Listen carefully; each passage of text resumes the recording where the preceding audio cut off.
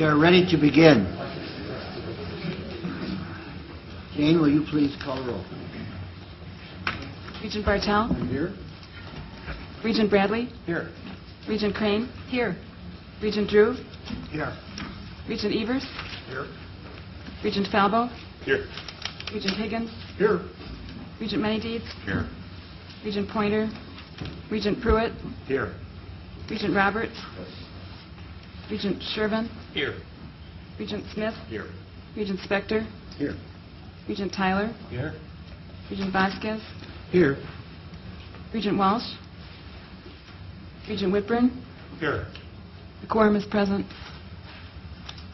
I want to start by telling you that I had a phone call with Katie Pointer yesterday to brief her on what had occurred yesterday at both of our sessions. She says hello to everybody. She's in Washington at a conference and looks forward to seeing us next time. Couldn't be here this time. The minutes of the October meeting have been distributed. Any additions or corrections? Move approval. Second. All in favor, please say aye. Aye. Any opposed? Thank you. My understanding is that reports for the Educational Communications Hospital Authority and Wisconsin Technical College System boards have been provided. We have representatives on each of those boards. Does anybody have any questions or comments about those? We will move forward then to the report of the Ad Hoc Committee on Board Responsibilities, and I'll start out just with a couple comments. Yesterday, we were pleased to hear Regent Falbo's update regarding the Legislative Task Force on UW restructuring and operational flexibilities, and Regent Smith's report from the Working Group on System Structure and Governance. Today, we're going to hear Regent Mark Bradley's report on the Ad Hoc Committee on Board Roles and Responsibilities. As part of that report, we will receive several recommendations as to what the board should be doing in terms of internal structure as well as how we conduct business. It is my hope that after Regent Bradley's presentation and the related discussion, we will be comfortable in acting on a recommendation that his group has forwarded regarding a new Board of Regents Standing Committee. Please keep that possibility in mind as we hear the report. Mark. Thank you, President Spector. Get that in closer. So it's close as that. You're good.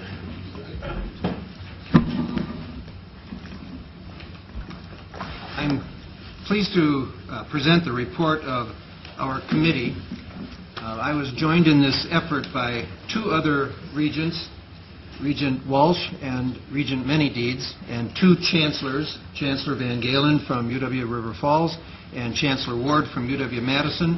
Also on the committee was our board secretary, Jane Redoux, and we were capably assisted by Jess Lathrop, the assistant secretary for the Board of Regents. We have 6 recommendations that you'll see at the end of our report, and this is what you get when you combine 4 lawyers, a geographer, and a chemist. We were charged by President Spector to commit to writing the key roles and responsibilities of the Board of Regents, and then to examine how the board could best meet those functions and responsibilities, including whether we should consider a change to our committee structure. We examined our statutory and historical responsibilities, and we also took a look at best practices for governing boards throughout the country. And in doing our work, we were mindful of the report of the Pruitt Committee, the President's Advisory Committee on the roles of system administration. And also, we took a look at, we were mindful, I should say, of the legislature's directive that there be more delegation to campus leaders, and also the legislature's decision to reduce the budget of the UW System Administration by 25%. We summarized 9 key responsibilities for the Board of Regents in Table 1 of our report. Now, this is not an all-inclusive list, but we think it is a comprehensive list. After reviewing these responsibilities, we concluded that new roles for us as members of the Board of Regents are emerging on at least three fronts. As we move into this era of more flexibility given to the institutions for funding decisions and planning, we think the Board has a continuing obligation to assure that the efforts of each of our institutions are aligned with system-wide priorities. And as these institutions are given more operational flexibility, we think that our committees, especially our standing committees, can focus primarily on items for which Regent involvement is critical, and thus allowing more time for our engagement in strategic discussions and fulfilling our role as advocates for higher education. And finally, as science and technology play an increasingly important role in a 21st century economy, we thought the Board could focus greater attention on the varied research missions of UW System institutions, including how professional development, outreach, and research can enhance the regional and statewide economic development efforts that are ongoing. Once we identified the Board's key responsibilities, we turned our attention to how the Board can best carry out those responsibilities. And our guiding principle here was to be mindful of the fact that the Board of Regents is a policy-setting board and is not an operations-focused board. So we looked at how we could maintain a strategic focus as a policy-setting board, and how our committees operate, and how we structure our meetings. As for our strategic focus, we concluded that our Regent meetings offer a very valuable public forum for discussing significant higher education issues. And we wanted to emphasize here that our role is on discussion and deliberation. And we thought that if there is going to be a sifting and winnowing of higher education policy in the state of Wisconsin, the appropriate place for that to occur is before the citizen board that has the statutory responsibility to set policy and also to recommend policy to the governor and the legislature.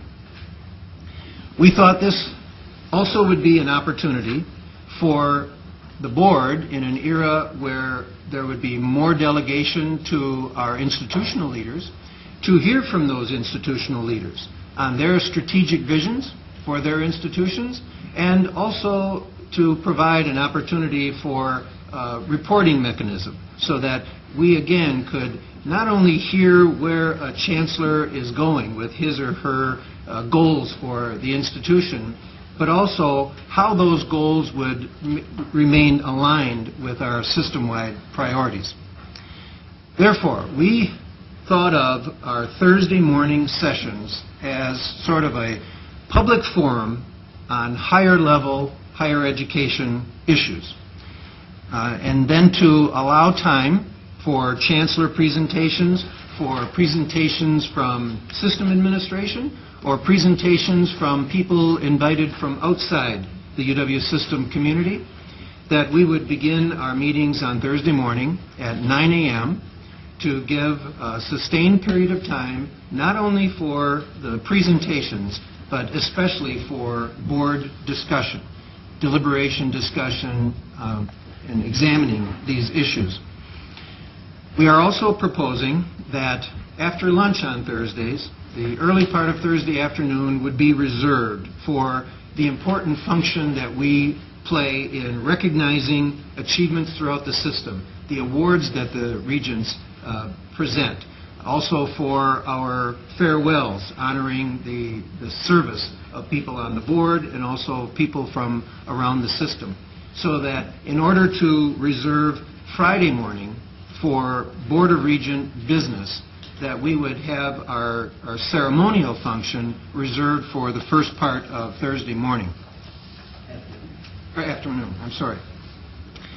Now, if we move toward an emphasis on this higher-level policy and strategic thinking, we thought that it might be time to consider for several reasons set forth in our report, going to 6 two-day meetings and discontinuing the practice that has only been around for, I don't know, about maybe 4 or 5 years of having our 2 one-day focused attention on big issues. We thought that we wouldn't need the 2 one-day sessions on our calendar if we were going to move that type of discussion and analysis to our Thursday morning sessions. Also, in coming up with a recommendation that we would focus on our 6 two-day meetings is a recognition of the fact that we take a lot of staff time. And I am not saying that what I'm now saying is just coming from me in my observations. I have not talked to President Riley about this. I think everybody here recognizes that if we wanted 10 meetings a year, President Riley and his staff would produce 10 meetings a year for us. And if we wanted 14 meetings a year, he and his staff would carry out that directive, and we would have 14 meetings a year. But I think for us as board members, we need to be realistic and recognize the changes that are going on and are going to evolve in the role of system administration, the budgetary support for system administration's relationship with the institutions. And as I said, let me put it this way. A lot of people around here have run companies, have been in charge of organizations, have had staff reporting relationships. And you can easily imagine the amount of work that it takes to support us for our meetings. The people who do support us for meetings have regular Monday through Friday jobs. And when they are preparing for our meetings, that is time taken away for them to perform their regular jobs. There will be fewer people in system administration to support our meetings rather than what we have been accustomed to. That's not the main reason, though. The main reason is that if we spend 6 times a year on our 2-day meetings, and as you heard yesterday, we probably are going to have involvement in these institutional advisory committees if the institutions adopt them. The recommendation is that regents would be available to be invited by the institutions to participate on those advisory committees. So there is going to be an opportunity for us to continue a very committed involvement in UW system governance, but it'll probably take some different forms. Many people on this board also are involved in regent-related committees that they spend time in throughout the year. A final factor that we considered is we looked at large system governing boards throughout the United States. And as some of you who have been on the board for a number of years recall, when we looked at this a number of years ago, led by an effort by Regent Connolly Kiesler, we happened to take the prize for the amount of time that we spend in formal meetings among all large system boards in the United States. Now, you might say, well, those other boards ought to come up to our high standards of commitment and time that we spend. Another way of looking at that is, how can all those other large system boards carry out their responsibilities as policy-setting boards in less time than we do? Some food for thought.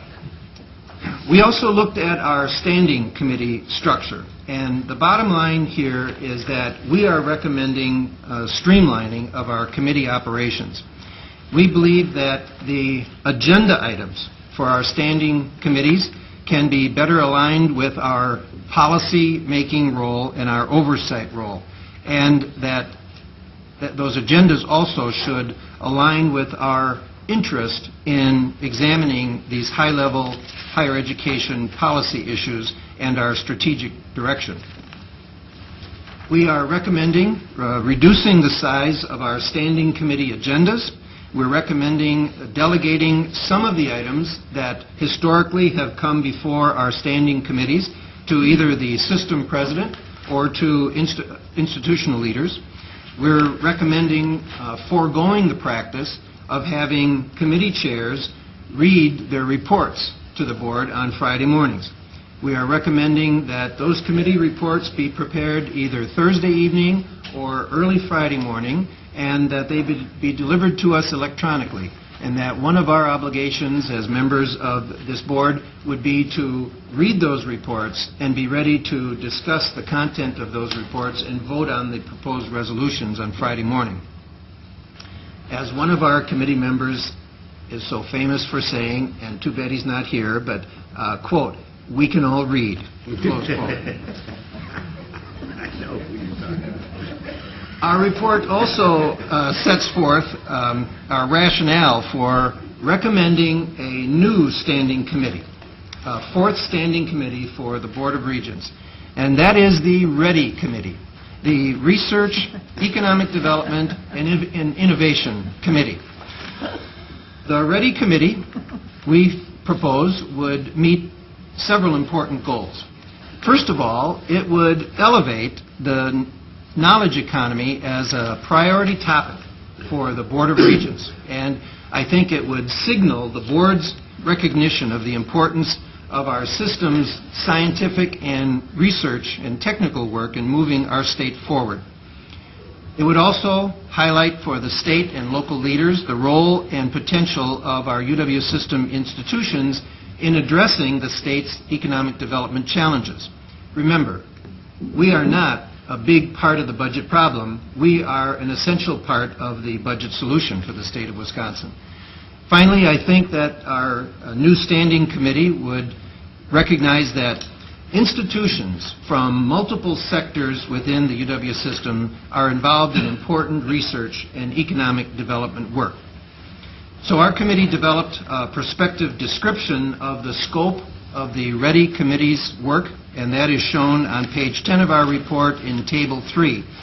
I just want to emphasize there that we are proposing that initially the READY Committee would be a standing committee of the Board of Regents, that initially it would convene on Friday mornings, and it would be chaired by the President and co-chaired by the Vice President of the Board of Regents.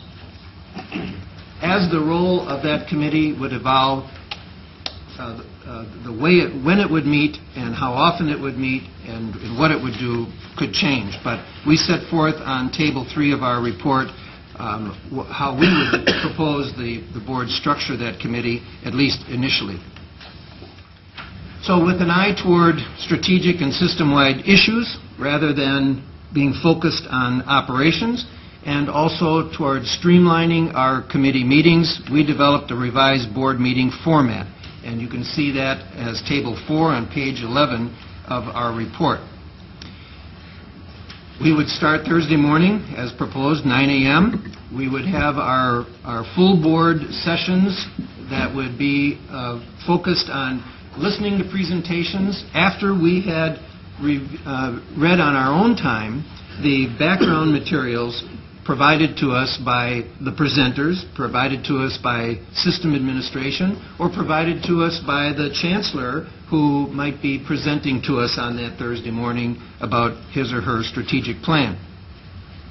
Thursday afternoon after lunch, as I mentioned, we would have we would fulfill our ceremonial duties, and then Thursday afternoon we would go into our standing committees.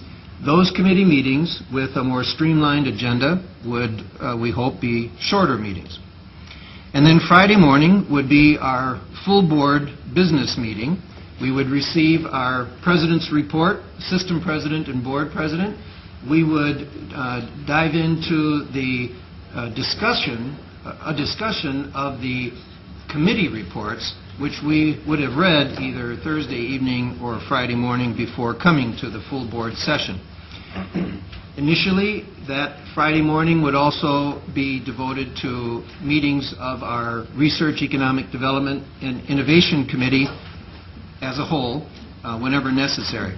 And then also Friday would be available for the items that we have a responsibility to deal with in closed session. So we believe that this revised format would help the board maintain this focus on strategic and high-priority issues, and that it would be consistent with the current roles and responsibilities that we identified for us as a large system operating board. So, Mr. President, that concludes my report. I just also want to thank every member of the committee. They did excellent work and attended all of our meetings and gave great comment to drafts of our report and contributed greatly to whatever success it has.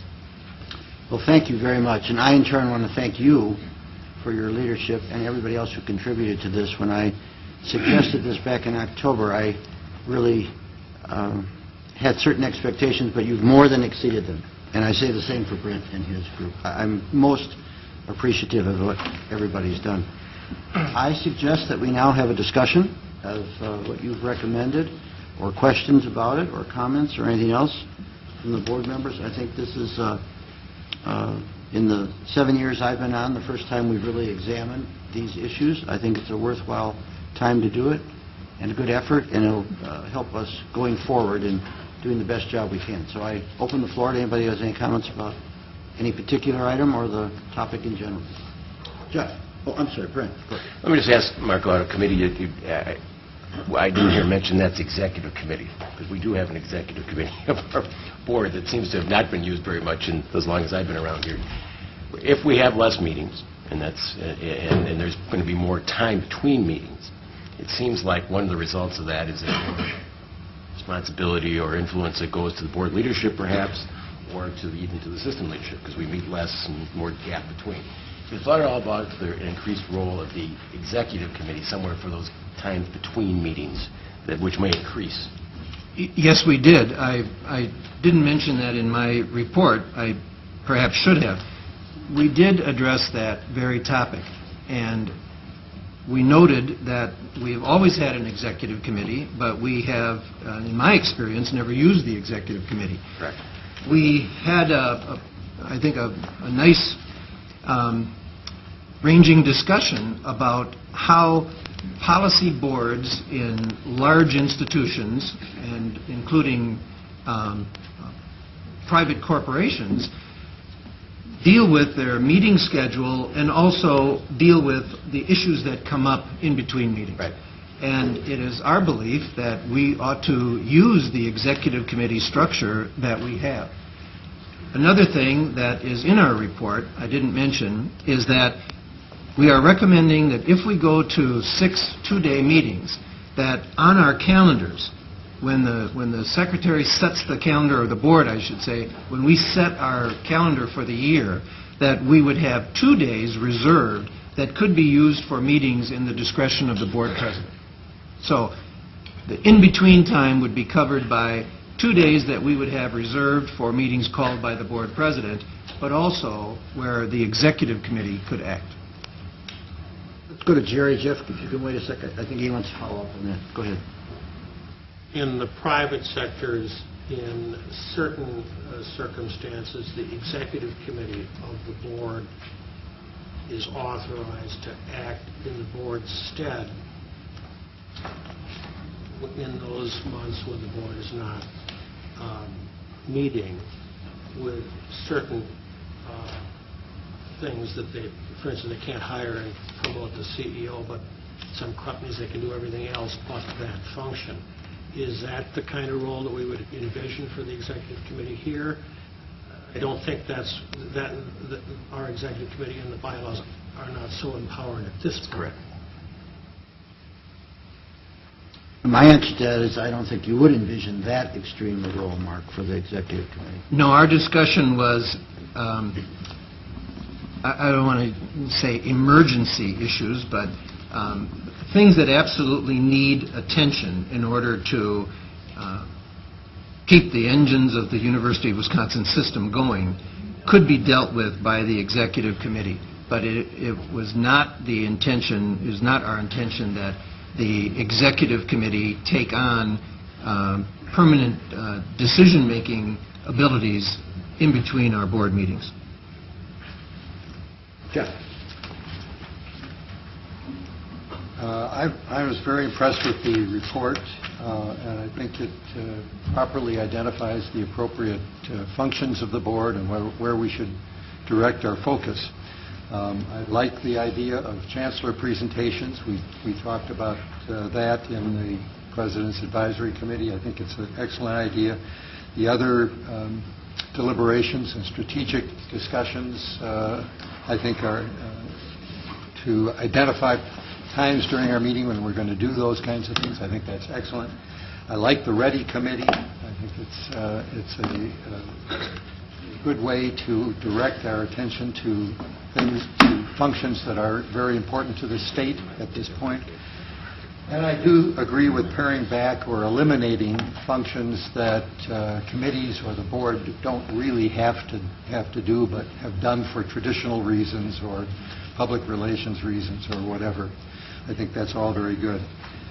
The one thing I don't agree with, and I've told Mark this, that I don't agree with the recommendation that we should reduce the amount of time that we spend collegially in discussion and interaction. And I've come to that conclusion for a number of reasons. One is that we are currently asking for more legislative authority to be able to, that we would be able to delegate to the various institutions that we supervise. And I think in doing that, I don't think we should be telling them at the same time that we're not going to spend as much time together in addressing the issues that will come up in connection with that whole process. Secondly, I think that reducing the number of times that we get together also reduces the input that we have with the system administration staff.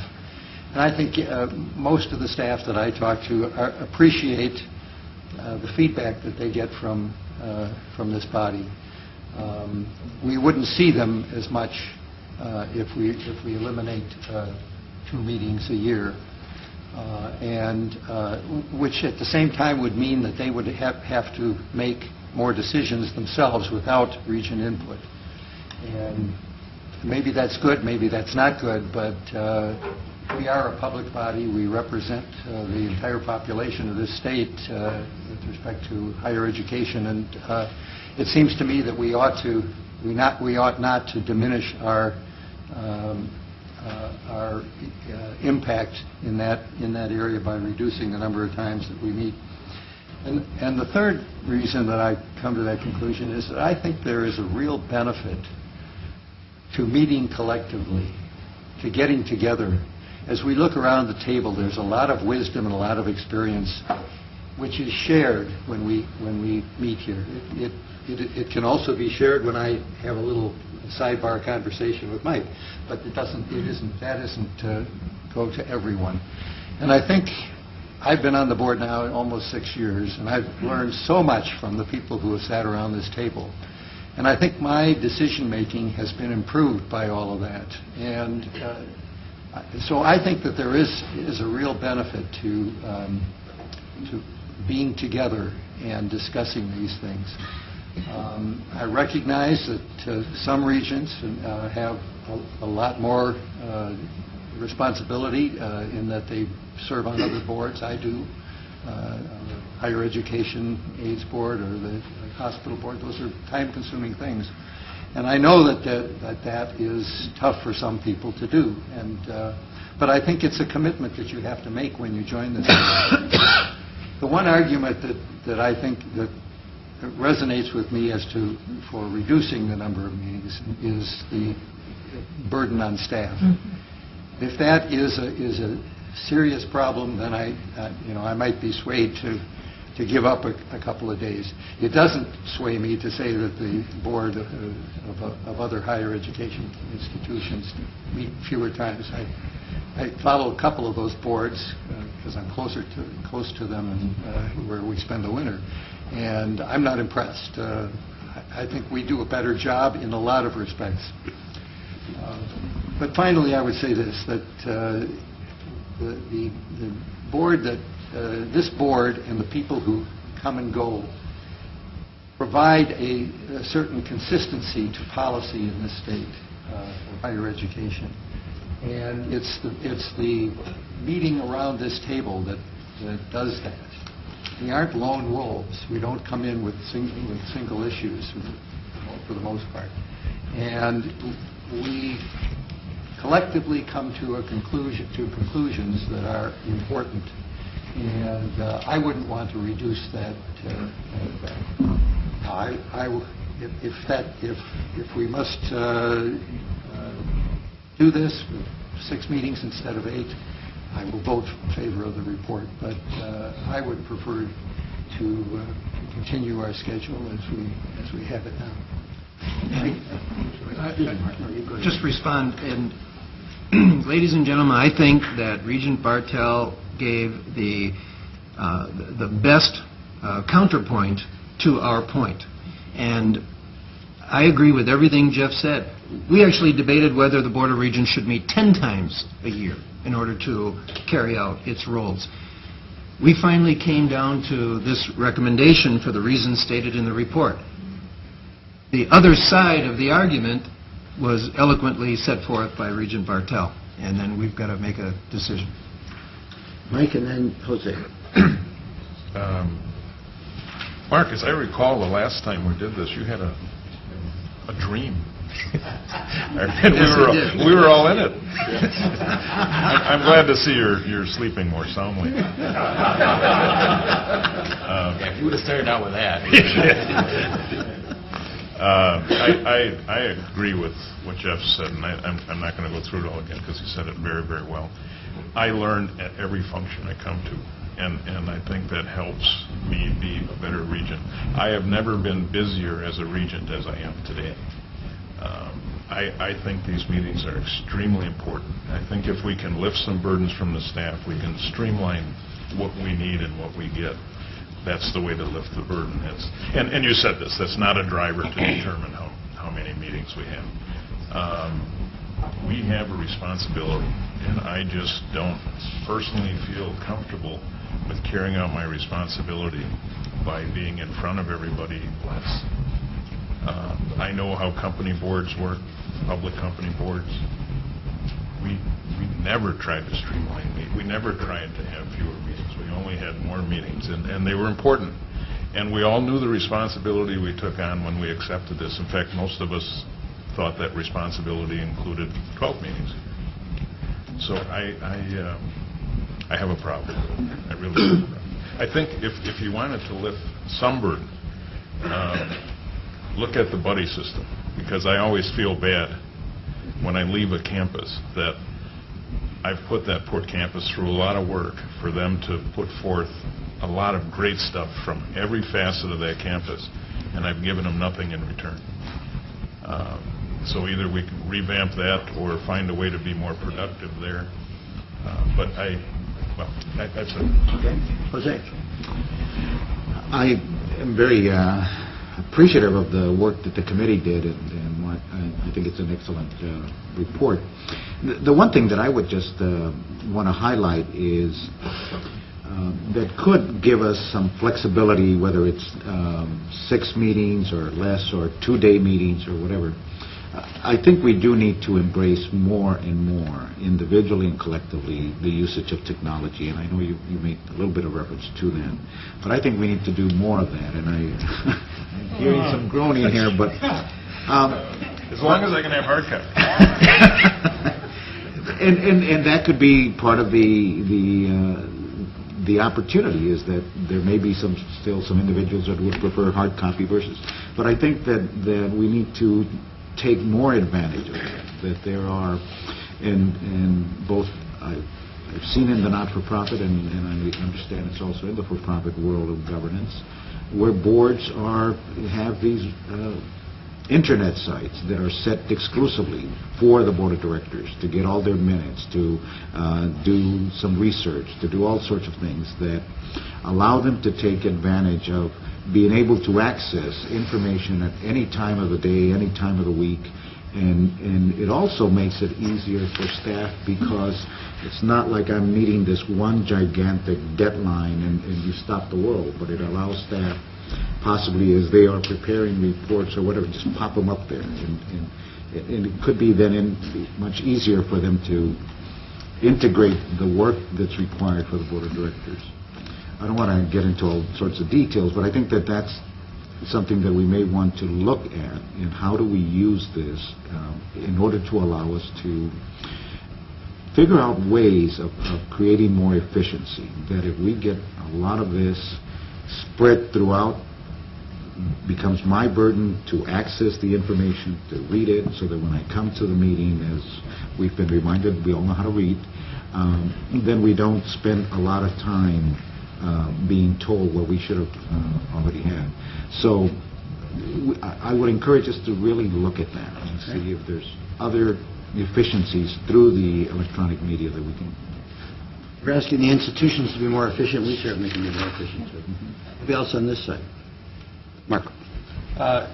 Just a couple of things. I think this is a complex institution, and for new regents, it's a difficult ramp-up period. And I think that we can read and we can get a lot of that delivery and that learning in through technology and through other means, but I'm not sure that gives you the full context of what you need to know to be prepared. So I see that as probably a negative toward less meetings. I like technology. I like using blogs and those forms of communication. I'm not sure that state laws kept up with technology, and I'm not sure that meeting notifications and blogs are necessarily, could cohabitate together. But maybe that's something we need to address at the legislature. But my preference would be to probably not reduce face-to-face meetings. Judy. I want to make a comment on that issue and then ask a question on another issue. I, too, have struggled with this issue of the numbers of meetings a year, and I agree with most of what's been said on that side of the table. At the same time, realizing I'm amazed at how much work goes into a meeting like this on the part of the staff, and I am sensitive to that, and in the end, that may turn out to be a more important factor. But another couple of comments on what's just been said. In contrast to the other things that I'm involved in my life, this is the only time that I see virtually everybody around this table, and and in the room. And it takes a lot. When I leave here, I'm going to be mostly known because I was the resident nag on wearing name tags. Because, and it's not because That's quite a I'm and I've lost with a lot of people. But if you think that everybody in the room and who comes in and out knows who you are, they don't. And when you come onto this board and you go out there and you think, now, who is that? I remember the familiarity among us is a huge factor. And as we have members come and go every year we lose a couple of regents. Every year, several come on. It takes time for us to know each other and operate in a collegial fashion and still be able to express our opinions in freedom. And so I think that is a strong consideration. I am having a hard time weighing that against the other needs. The other question I'd like to ask Mark is, I'm very interested in the READY committee as well. I think it's a great idea, but why is it a committee? It's going to operate, at least for the time being, as a committee of the whole. Why is it not part of the board, the regular board? Well, no, I'm sorry, the proposal is that it would be a standing committee, so we would have education, we'd have the capital planning, we'd have business, finance, and audit, and... It would have a membership other than the whole board. No, our proposal is that initially, to get it started, that For a it would be year. a committee of the whole, but that eventually it would be just like And it would meet at the same time as the other committees then? Yes, eventually that it would be a Thursday all right, okay, I'm afternoon sorry, I didn't committee meeting. understand that. All right. I think to start with, to give it more prominence and a chance to really develop substance, we would all meet about it to begin with. And, Mr. President, if I could just make a huge apology. As I listen to people talking about board practices and our history, we had another member of the committee whose name I omitted, and that is Senior Vice President Debbie Durkin, Vice President for Finance, who had more institutional knowledge around that committee than anyone, and really gave us excellent feedback and was a resource that was invaluable. So, Debbie, I apologize for omitting your name when I described the committee. So this is what you get with all those kinds of people, plus an accountant. Well, in light of the comments that have come so far on this one issue, I'm going to take the liberty of saying, is there anybody in favor of reducing to 6 meetings who wants to be heard? All right. Then I'd like to say, is there anybody who has a problem with the Ready Committee, who wants to be heard on that issue, who's concerned about our moving in that direction? Haven't heard any. Okay.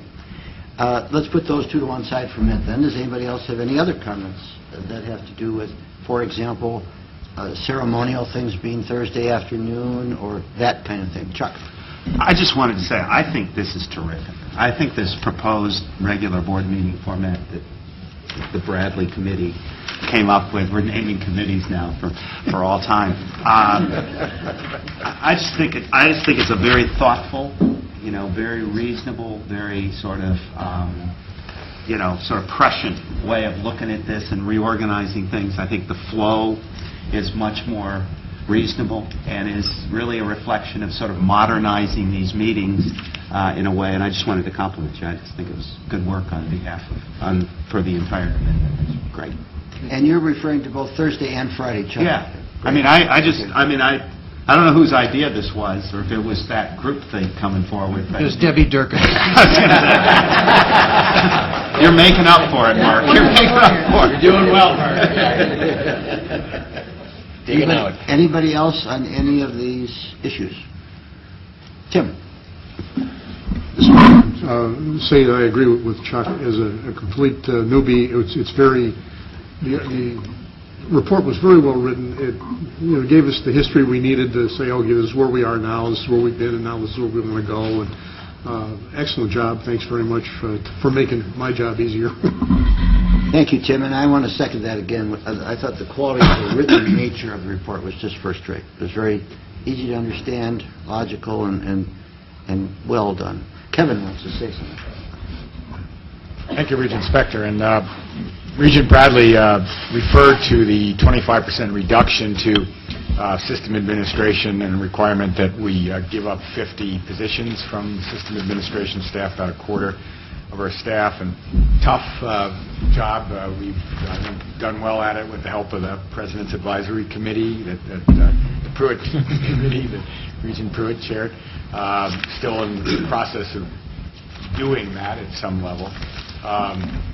One of the commitments, though, that we made in the process of undertaking that tough charge was we didn't just want to cut. We wanted to use the crisis to put some dollars under some new priorities. So one of the biggest reallocation decisions we made in the midst of that tough cut was to find some money to have somebody at system administration, and we talked this through thoroughly with the chancellors and others, somebody at system administration who would have the economic development portfolio.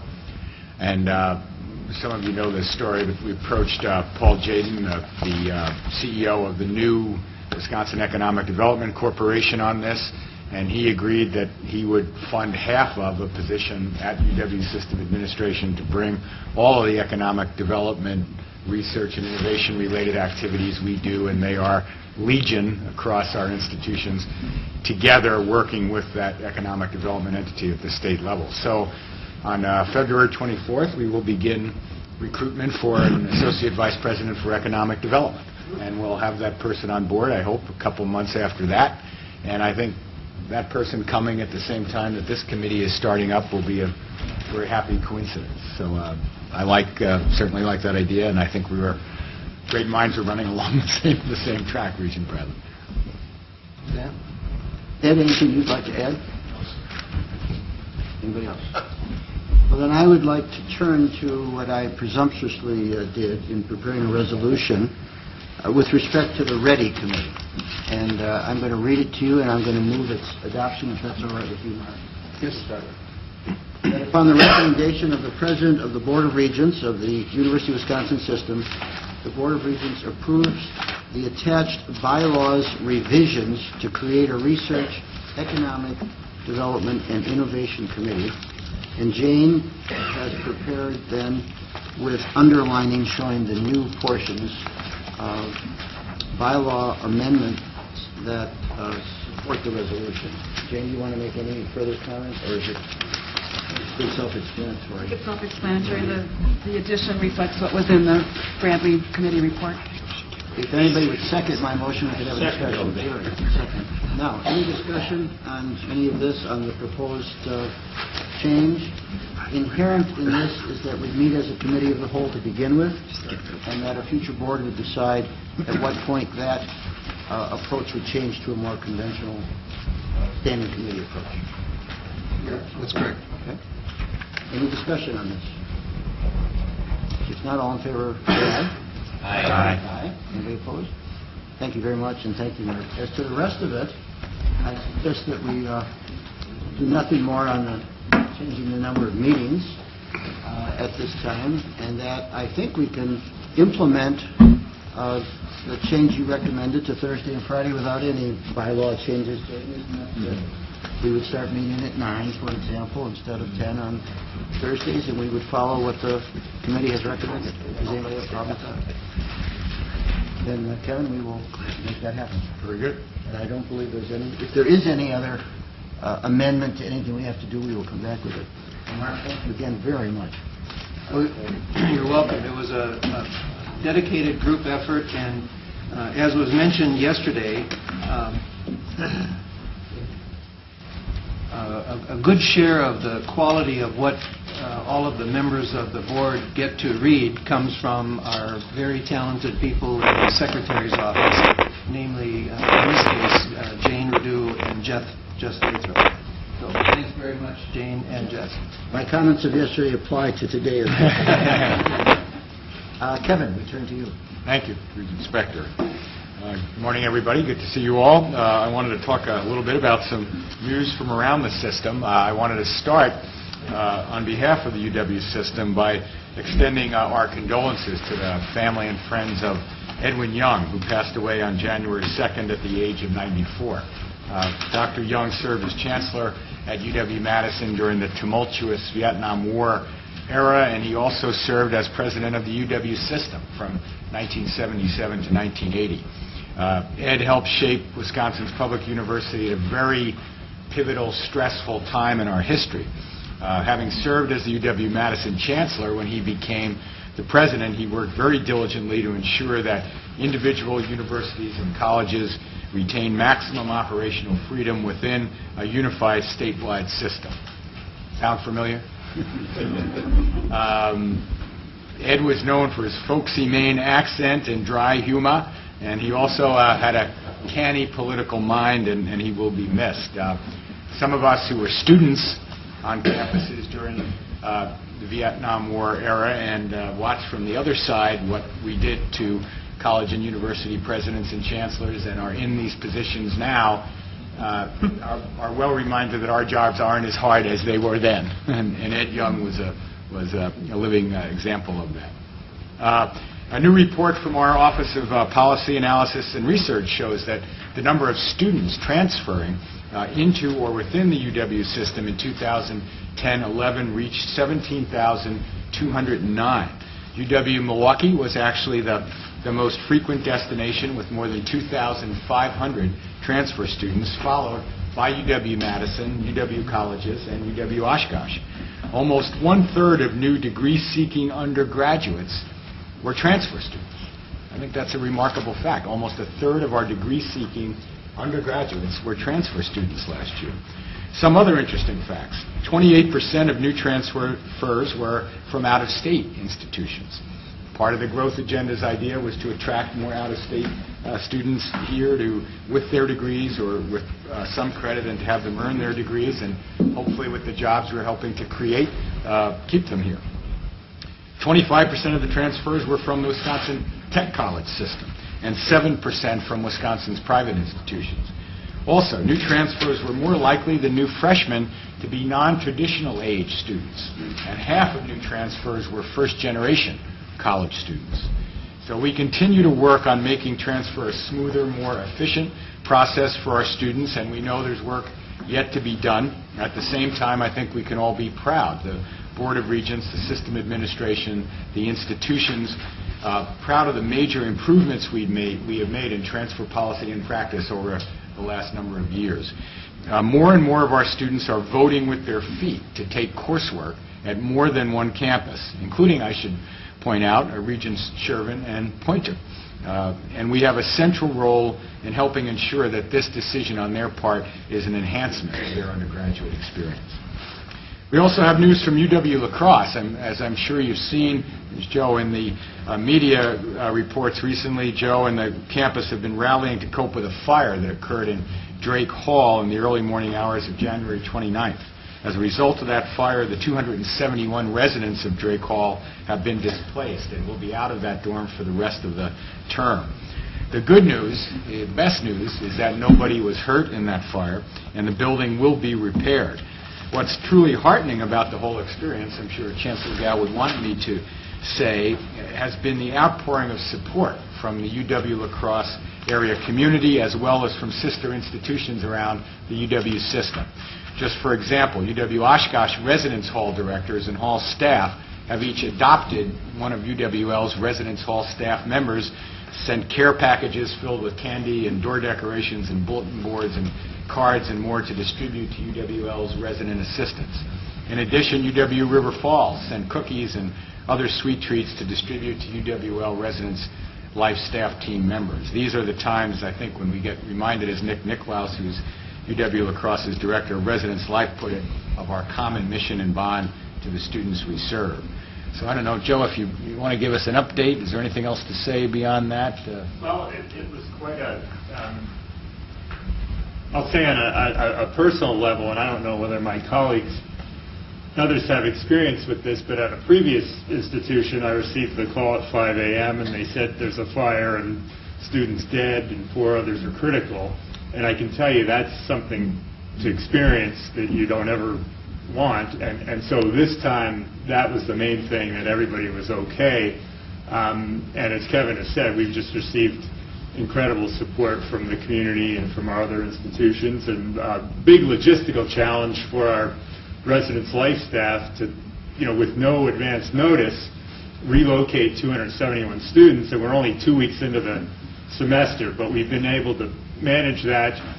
Some of our faculty and staff have offered space in their homes. We had some vacancies in other residence halls. We've had students who had 2 people in a room take a third, and it's been really wonderful to see all that work out. And financially, we've given full refunds to everybody for their housing, and so it seems like we're in a pretty good place with this. But it's something very unusual, because a lot of times you read about catastrophes and it closes the whole university, but this was just one group of students who were dramatically affected, and life went on as normal.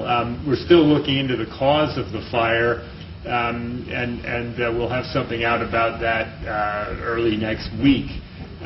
So these kind of things, of course, our systems work perfectly. The alarms did what they needed to do. The people got out of the building, but you just try as we might, it's impossible to always prevent fires, and that's unfortunate. But thank you for bringing that to everybody's attention, and again, thank you for all your support.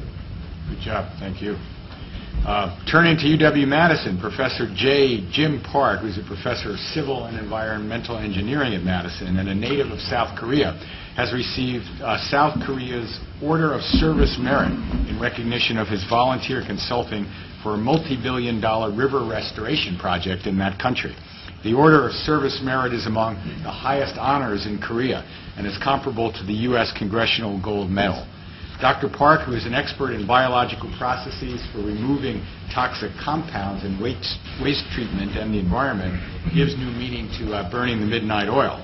As recounted in a Milwaukee Journal Sentinel story, Dr. Park's second workday would often begin as his UW colleagues were going to sleep. When it's nighttime in Madison, it's daytime in South Korea, and Dr. Park would talk with engineers and the presidential office overseeing the project by email and internet telephone. He also made appeals on national television there, wrote many articles for Korean journals about the value of river restoration. All of this, incidentally, was on a volunteer basis, and the students in Dr. Park's UW-Madison classrooms also reaped the benefits of this work, hearing about his firsthand experiences with a major river restoration project. From UW-Oshkosh, we have some news that's hot off the press. Earlier this week, it was announced that UW-Oshkosh has become only the 25th institution in both the United States and Canada, and the first in Wisconsin to earn a gold rating from the Association for the Advancement of Sustainability in Higher Education's Sustainability Tracking, Assessment, and Rating System, known as STARS. This is a huge accomplishment. While Oshkosh has been repeatedly honored with listings among Princeton University's Guide to Green Colleges and the Sierra Club's Cool Schools, the rigorous and all-encompassing STARS assessment process is the strongest, most quantifiable validation of UW-Oshkosh's sustainability practices yet.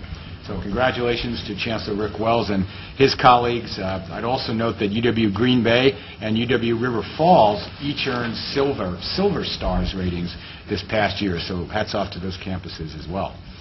Several of our campuses are celebrating the opening of new or newly improved facilities. Late last month, UW Stout officially opened the doors on its newly renovated Memorial Student Center after nearly 8 years of studying and researching and planning and designing and construction.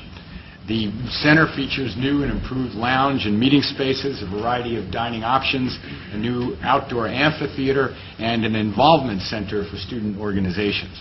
UW Stout students, it should be pointed out, were closely involved at every stage of the renovation process. As Chancellor Sorensen put it, quote, "We have taken a building that badly needed updating and made it into a fantastic facility that will serve our campus for many years to come." There will be a grand opening celebration on April 18th, and congratulations to Chuck and the entire UW Stout community on this new addition. Last month also marked the official debut of the Rita, quote unquote, the Rita, UW Parkside's new Rita Talent Pickin Regional Center for Arts and Humanities. I was fortunate enough to attend the grand opening, and I can tell you that it's really a very impressive addition to the campus. And I think, let's see, Regent Drew and Jose Vasquez, Regent Vasquez was there, Regent Falbo, you there? You didn't make that part, but you had a couple of good Regent presidents. Yeah. She didn't have you on the leash for that event. I ran away. Well, at any rate, it's really an impressive, wonderful building with great theater and gallery and studio and classroom space. The generosity of the late Rita Talent Pickin, for whom the building is named, it not only helped with the bricks and mortar part of the project, but she also provided endowed scholarships for students in the arts and humanities. The new center is expected to be a bridge, too, between UW Parkside and the community, enriching the lives of both the people on campus and throughout the entire region with its academic and artistic programming. So congratulations to Chancellor Ford and the UW Parkside campus community on that. And speaking of new construction, UW Platteville's Roundtree Commons is making progress and is on track to be complete for the next school year.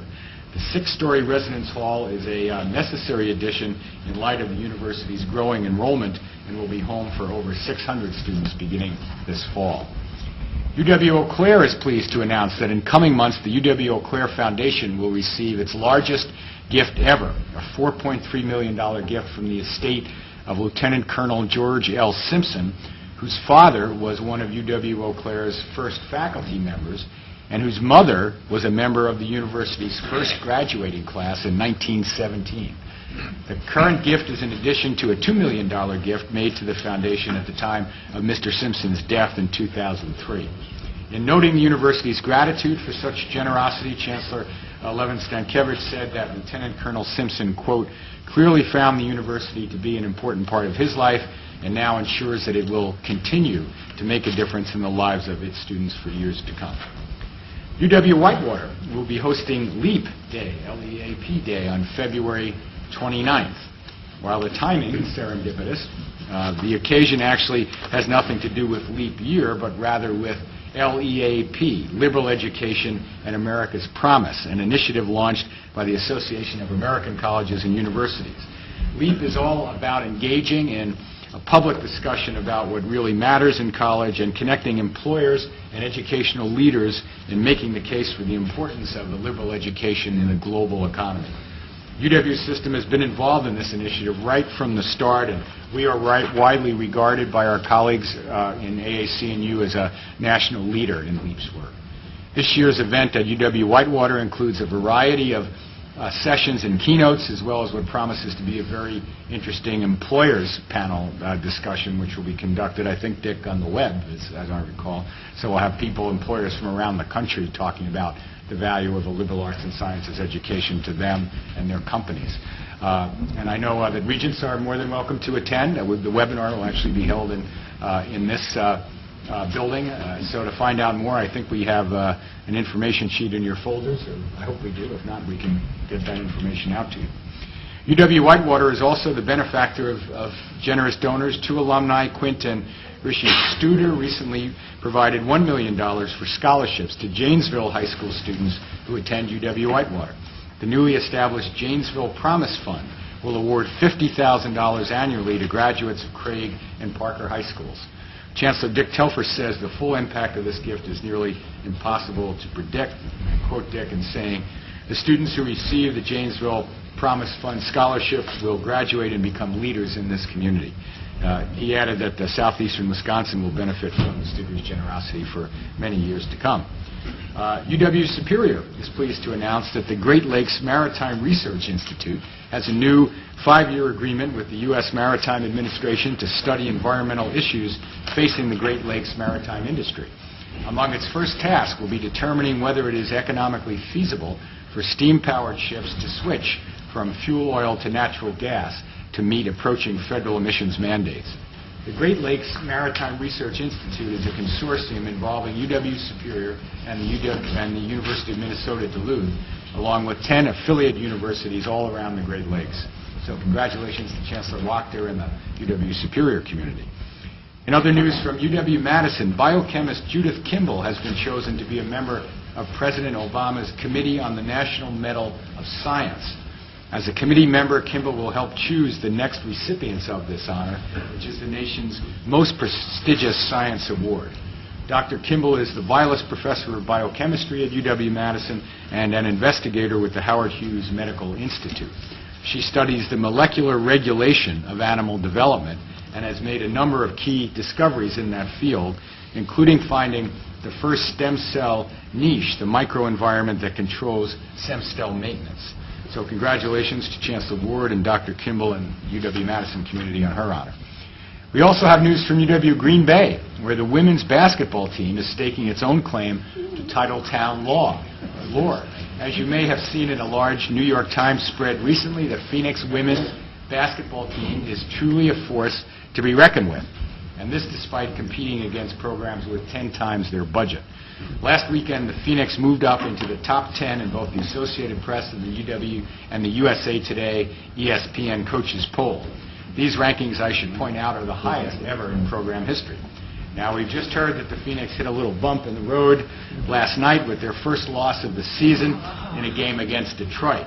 But their record is still a very impressive 20-1, and their run of 13 consecutive Horizon League regular season championships stands as the longest active streak of its kind in the country.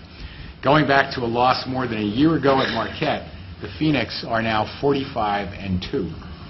Senior guard Hannah Quilling, one of the 8 Phoenix players from Wisconsin, told the New York Times, quote, "Our mindset is to keep that tradition going and be that team that shocks people," unquote. The Phoenix made it to the round 16 in last year's playoffs, and I don't think I'm going too far out on a limb in predicting that they will return again this year. At least Chancellor Hardin assures me that he's not here today. So that's a group to keep an eye on. In other sporting news, UW lacrosse water ski and wakeboard team was named the 2011 Team of the Year by the National Collegiate Water Ski Association at the USA Water Ski Awards in January. UWL team topped a field of 72 teams from around the country. Especially impressive, I'd say, given our somewhat shorter open water training season in that river. They do not train on ice boats. So congratulations to Chancellor Gow and UW Lacrosse. Finally, the UW System E campus hosted a college fair last month that, by almost any measure, has to be considered a wild success. The first ever college fair via Twitter was a one-hour event geared to providing information and inspiration to adult returning students who are considering online degrees. As part of the event, a panel of experts tweeted about financial aid, the 100 online degree programs available throughout the UW system, and tips for adult students. Just how successful was this event? Well, with more than 1,100 tweets generated using the UW College Fair hashtag, it's estimated that as many as 100,000 people got the word about UW System's e-campus. That's not bad, and think about it this way. When was the last time you saw 100,000 people at a college fair? A long time ago. Well, President Spector, if you do get to go to college, you should certainly study poetry there. Don't you agree? Always. I thought I would conclude my remarks today with a very short poem, seasonal one, by Richard Wilbur, a contemporary American poet. It's called Sugar Maples, January. What years of weather did to branch and bough no canopy of shadow covers now, and these great trunks, when the winds rough and bleak, though little shaken, can be heard to creak. It is not time as yet for rising sap and hammered spiles. There's nothing there to tap. For now, the long blue shadows of these trees stretch out upon the snow and are at ease. That's the conclusion of my report.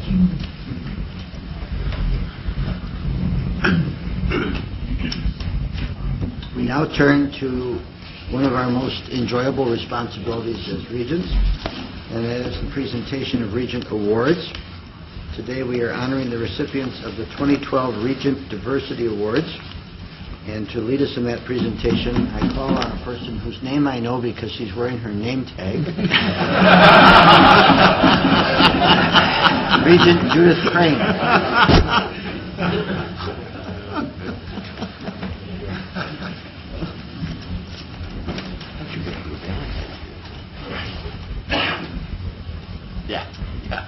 Good morning to you all, and on behalf of my fellow regents, I'd like to extend a special welcome to this year's award recipients and their families and their friends and their colleagues who have joined them here this morning.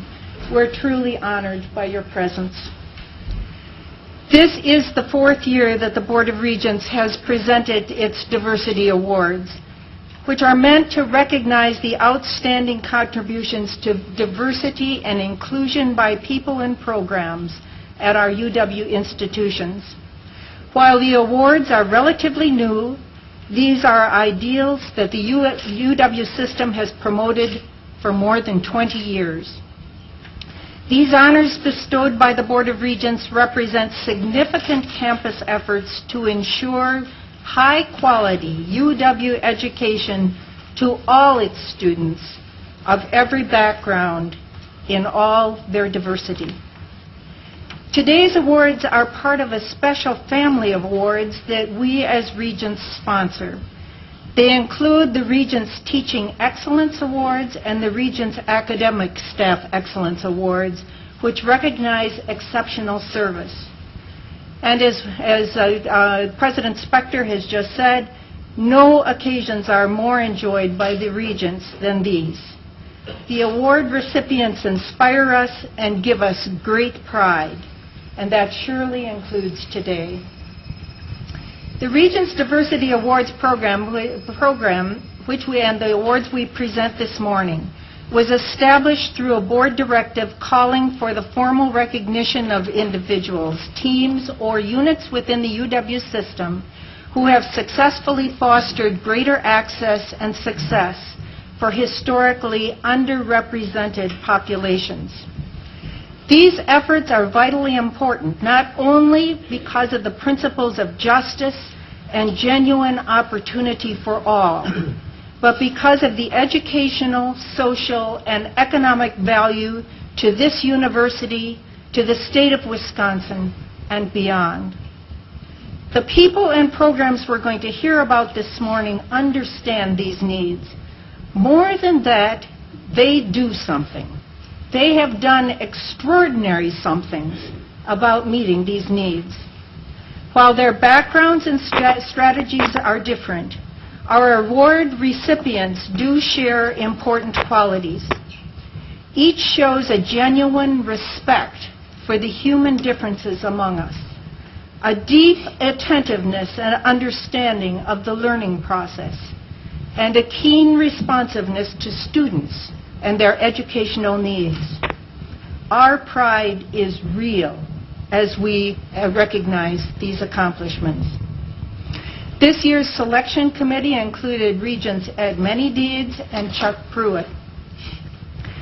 We, all three of us, have greatly valued the time that we took reading and evaluating the portfolio submissions that we received on behalf of our UW system institutions. We are grateful to our universities and colleges for their nominations. They were outstanding, and many, many people are worthy of recognition. I thank also to the staff, especially the Office of Equity, Diversity, and Inclusion, and also the other university staff who have helped us with preparing these recognitions. It is greatly helpful, and there were also people on the committee who represented other institutions in the system. It was very difficult to select the winners. How rewarding it was to see up close all the exceptional work on diversity and inclusion that is being done all around the UW system. Work that leads to progress for us all in this very important area. I do want to draw attention to the profiles of each of the award winners that are in your folders, and I encourage you to read them. You're going to be very impressed. And now my colleagues and I on the Regents Selection Committee will each introduce one of the award recipients and present the award. And each winner will have an opportunity to address the board from the podium. It is my honor to be the presenter of the individual award. And Irma Burgos, would you identify yourself? I would like to read about you, and then I would like you to join me at the podium. This is the Diversity Award in the individual category, and it goes to Irma Burgos, who is the Director of the Center for Academic Support and Diversity at UW-Oshkosh. Since 2007, she has served in that capacity. And that office includes the Office of Multicultural Prevention Program, Multicultural Retention Programs, Student Support Services, Multicultural Education Center, and the Office of Pre-College Programs. Irma's commitment to the educational success of students of color attending UW-Oshkosh spans more than 20 years. Since 1989, in that time, she really has done it all. She has been an advisor, a counselor, a career planner, a tutor coordinator, and a program manager, each role with a focus on the needs of diverse students. One of her colleagues described her this way: Irma's dedication to the university's mission and to the quality of education at UW-Oshkosh has made a profound difference in transforming the lives of many multicultural and disadvantaged students, and has significantly enhanced the educational experience of all UW-Oshkosh students for more than 2 decades. I think that the second part of that quote is as significant as the first. Her dedication to benefiting diverse students has benefited all on that campus. Much of Irma's work focuses on improving retention and graduation rates, with an eye on closing the achievement gap, which is a priority for that university and our system. She has developed a relatively new initiative, and it's called the Multicultural Retention Programs Tracker, a shining example of being proactive. This tracker is, in effect, an early warning system to alert campus staff, faculty, and administrators when students of color and populations in at-risk groups are struggling academically or socially. In other words, it pinpoints students who are apt to fail, and it pinpoints them before that happens, and then helps to connect them with resources and people to turn things around. The intended result, of course, is for these students to develop the necessary skills to become successful students and ultimately successful graduates. The Tracker initiative is still in its relatively early stages, but all indications are that this is a vital step in the right direction. It brings clarity to university efforts, and it focuses on individual students. And I know that we're all going to be interested in watching what happens with this initiative as it goes on. Please note that this is merely one of the initiatives that Ms. Burgos has been involved in. She continues to build on what she has already learned about the needs of her students. It should come as no surprise that we are not the first to recognize her significant contribution. She previously received the TRIO Achievements Award, the UW System Women of Color Award, and the 2011 College of Letters and Science Diversity Award. I want to read one more quote about her from one of her colleagues.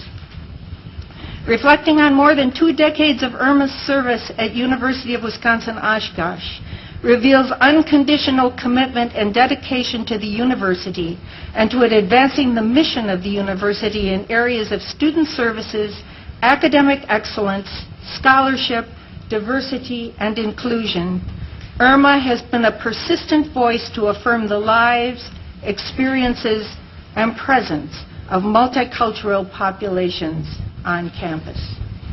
It is with great pleasure that I introduce to you our 2012 Regents Diversity Award winner in the individual category, Ms. Irma Burgos.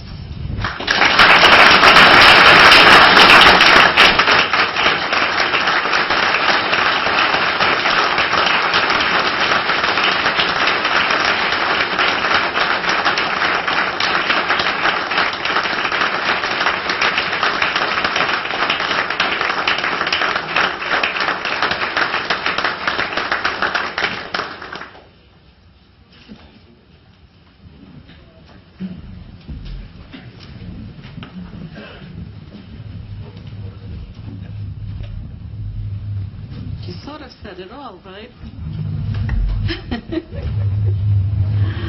I am greatly honored, and I want to say good morning first. It was a great morning this morning when I got up.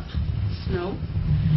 I'm greatly honored to be here with you today to receive this award. I am very excited, humbled, and deeply moved that you should present this important award to me, a first-generation Puerto Rican woman from the Bronx. Okay? Thank you for recognizing my accomplishments. I am sure I was one of many that was nominated for this award, and I believe without a doubt each is deserving of this honor in that every one of us involved in working with a diversified student population carries the passion, determination, and yes, courage to see that our students receive the best education possible. I accept this award with profound gratitude on behalf of all students across UW system campuses who strive every day to achieve academic success. I also accept it as a tribute to our system pursuit of diversity, equity, and inclusivity. My thanks extend beyond words to many, but I would like to acknowledge in particular some very important people right here. The Board of Regents for their leadership and continued support of diversity in Wisconsin higher education system. The Regents Diversity Award Committee for their tireless work in reviewing, examining, and weighing all submissions. Chancellor Wells from the University of Wisconsin-Oshkosh for his support of all our efforts. Provost Lanes is my direct supervisor for appreciating and recognizing the valuable work we do every day in our department. Knowing our work is appreciated and considered vital fuels our energy and spurs our creativity in forming new ideas, programs, and alliances in order to see that every student succeeds. To the staff, which most of them are here, of course, from the Center for Academic Support and Diversity, and this I say with deepest gratitude. I could not have received this prestigious award without the collaboration, cooperation, and talent of my wonderful staff. They forced me to say this. Some of whom are here today. Together, we work toward the same goal day after day. Given prescriptions are not equally effective to all audiences, as we in this room know. And I think my staff knows this best. Blanket treatment of students, a one-size-fits-all approach, is not in their vocabulary.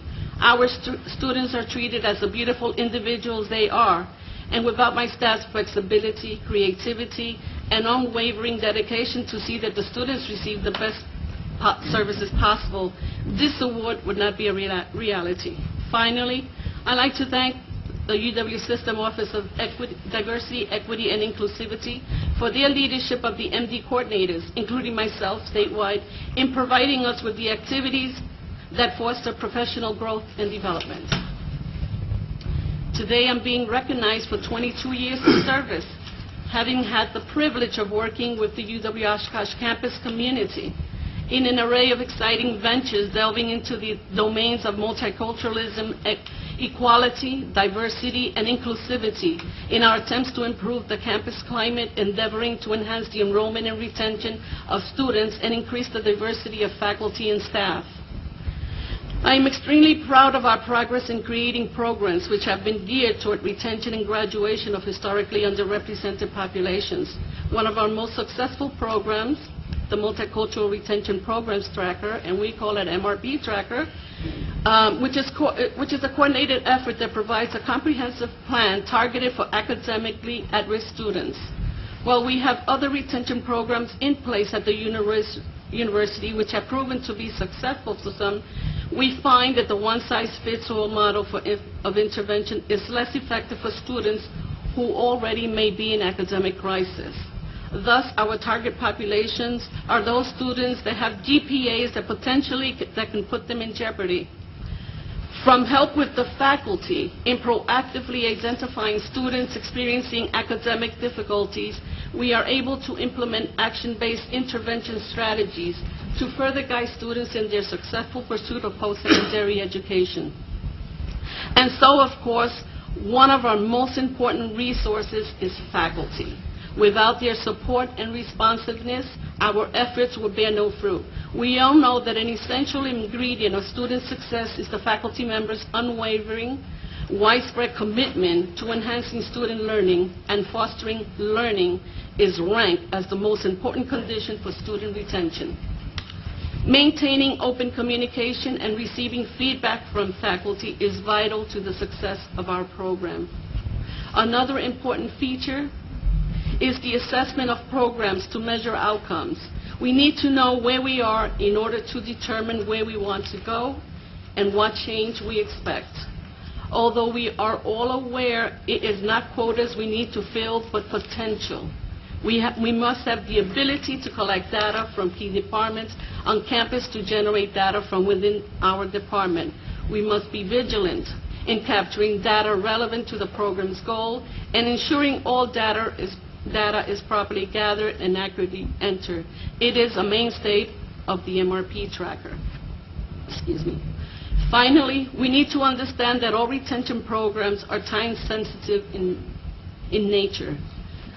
being based on faculty, university, and departmental guidelines. Being respectful of these timelines facilitates better relationships and communication between our department and those of the faculty and campus community. We will continue to carry through with being intentional, flexible, and mindful of our actions, since we are committed to providing the best opportunities for student success, as retention, graduation, and lifelong learning is the mission of the Center for Academic Support and Diversity. Thank you again for this terrific award. I truly feel fortunate to have the opportunity to work at the University of Wisconsin-Oshkosh, partnering with faculty and staff to help students achieve academic success. Thank you, and enjoy the rest of the day.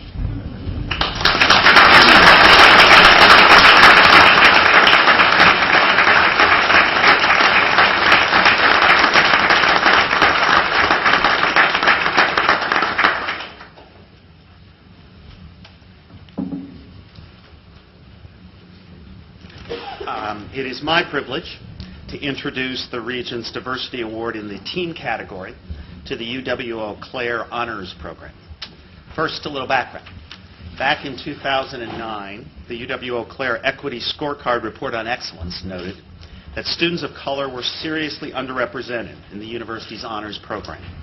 In fact, out of 392 students officially enrolled in honors, only 7 students, or 1.7%, were known to be students of color. The scorecard also reported that current admissions criteria for the University Honors Program unfairly disadvantaged students of color and suggested the university re-examine its ACT and class rank admissions requirements. You know, one of the unfortunate, I think, canards offered by far too many in our society is the assertion that the pursuit of diversity is at odds with the pursuit of excellence. That somehow, if we see a more diverse and representative community on our campuses or in our businesses, we will somehow do so at the expense of high standards and high achievement. Everyone in this room knows that is simply not true. Indeed, the opposite is true. Diversity enriches us all, and we can never achieve true institutional excellence without diversity, equity, and inclusion. And on this point, as Dr. King used to remind us, our lives begin to end the day that we decide to become silent about things that matter. The good folks within the UW-Eau Claire Honors Program understand this well. Not only were they not silent, they took the findings of the equity scorecard and used it as a call to action. Program Director Jeff Ballbush and faculty fellow David Jones, who sit before you today, developed and implemented, with the help of a campus-wide team, an innovative, holistic admissions pilot project that takes into account other factors such as service and extracurricular activities in addition to academic performance and potential. In 2010, the year after this program was revamped, representation of students of color in the UW-Eau Claire Honors Program increased from 1.7% to 9.6%. First to second year retention rates for the 2010 cohort is 92%. As a result, a larger number of deserving and capable students are now taking part in high-impact practices that are known to be powerful in enhancing student learning and success. Marty Wood, Dean of the College of Arts and Sciences, captures what sets the work of the honors program apart when he says, quote, "Our program demonstrates the very best that can be asked of such a program today. Its leaders recognized a weakness in the program in the area of diversity, gathered evidence to identify the cause of the challenges, and took dramatic and innovative steps based on that evidence to meet the challenge and improve the way the program serves all our students," unquote. In the 2 years since the holistic admissions process was implemented, more than 100 students who would otherwise have been overlooked have been invited to join the UW-Eau Claire Honors Program. That, I would suggest, is real change. That is recognizing that the pursuit of increased diversity can and should go hand in hand with the pursuit of individual excellence. With that, it is my pleasure to present the 2012 Regents Diversity Award in the teen category to the Honors Program at UW-Eau Claire. Here to accept the award on behalf of the program is Program Director Jeff Ballbush and Faculty Fellow David Jones.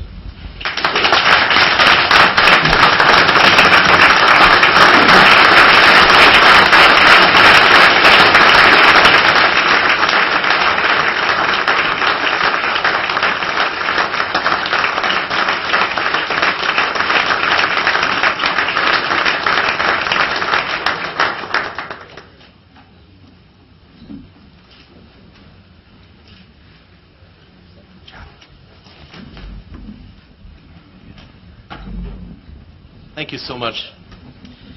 University Honors Faculty Fellow and English Professor Dr. David Jones and I are delighted to accept this award in the team category. We do so as representatives of a wonderful group of faculty, honors students, staff, and administrators from across the University of Wisconsin-Eau Claire who have worked together on our Honors Holistic Admissions project. It is my privilege today to thank and name the main members of this team. The Chancellor's EDI Fellows, Drs. David Shee and Salika Ducksworth-Lawton, Executive Director of Enrollment Management, Chris Anderson, and her staff, including Multicultural Recruiter Kia Lee, Office of Multicultural Affairs Director Jesse Dixon and Assistant Director Charles Vu, Associate Dean of Students Jody Tessing-Ritter, Director of American Indian Studies Dr. Deborah Barker, Honors Students Adam Gewis, Sarah Tweedale, and Mariah Quick, Assistant Director of Honors Dr. Ivy Boneline, all the members of the University Honors Council, Professor of Geology and Honors Council member Dr. Phil Inger, and Honors Program Associate Pam Golden. This is an award in the team category, and every single one of these members deserves our thanks and appreciation. Two things have made this revolutionary project possible. The first is the UW Systems Adoption, the Office of Equity, Diversity, and Inclusion's administration, and UW-Eau Claire's successful implementation of the Equity Scorecard. The scorecard gave us a clear picture of the problem. Our University Honors Program was far less diverse than our broader university population. The scorecard also pointed us toward a solution. Re-examine honors' traditional reliance on absolute ACT and rank-and-class cutoffs. And most helpfully, the scorecard told us exactly how many students in which underrepresented groups we needed in the program to attain equity. Simply put, the Equity Scorecard gave us a goal to meet and a series of numbers to beat. And we're well on our way to doing just that. The second key to our success has been the unwavering strong support for inclusive excellence and EDI initiatives by UW-Eau Claire Chancellor Brian Levin-Stankiewicz, Provost Patricia Klein, Arts and Sciences Dean Marty Wood, and their staff members. They've created the context in which we could do our work well. We look forward to making the high-impact practice of honors education available to ever greater numbers of underrepresented students. And I thank all the regents and all the members of the Diversity Award Committee for your support of equity, diversity, and inclusiveness. Thank you so much.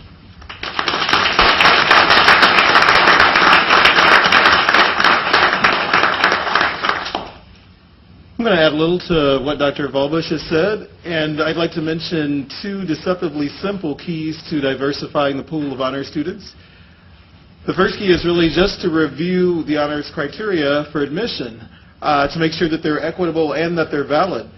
Prior to our development of the holistic admissions process, UWEC students were admitted to honors only based on 28 ACT and top 5% in class rank. These criteria were originally set just to manage enrollment. And when we put these benchmarks in place, which was in 1983, these benchmarks had no known validity for predicting student success.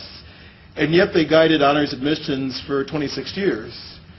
When we took over the honors program in 2009, we began to ask questions about the benchmarks.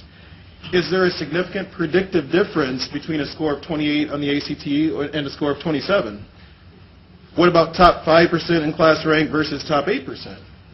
If you come in third out of a graduating class of 35, should you be ineligible for honors admission? If you learned English after early childhood and have a 23 ACT in reading but a 31 in science, should you be disqualified from honors admissions? We posed such questions and we revised the criteria to help assure equity and validity. The second key is we began to read student applications with diversity in mind. I started in honors with Dr. Volbush in my 10th year as a UWEC faculty member, but up to then I had never seen or read an admissions application. Implementing holistic admissions required us to start reading. Taking this deceptively simple step, we learned a great deal about incoming students and their academic achievements, their extracurricular activities, employment, career interests, and their personal stories. We could never get this kind of detail from an ACT score. We were able to identify ethnic and other kinds of diversity in our student pool, and we could make more informed decisions about admissions. and we learn to look deeply within student data to help track student success. So I'm describing these steps as deceptively simple because it does require time and effort to review admissions criteria to make sure they're equitable and valid, and it takes time to read student applications. But if we are not able or willing to take these steps, we choose not to seek or to develop a great deal of student talent. The future productivity of our state depends on developing this talent, so let's get started. Thank you very much. It's a great honor to receive this award.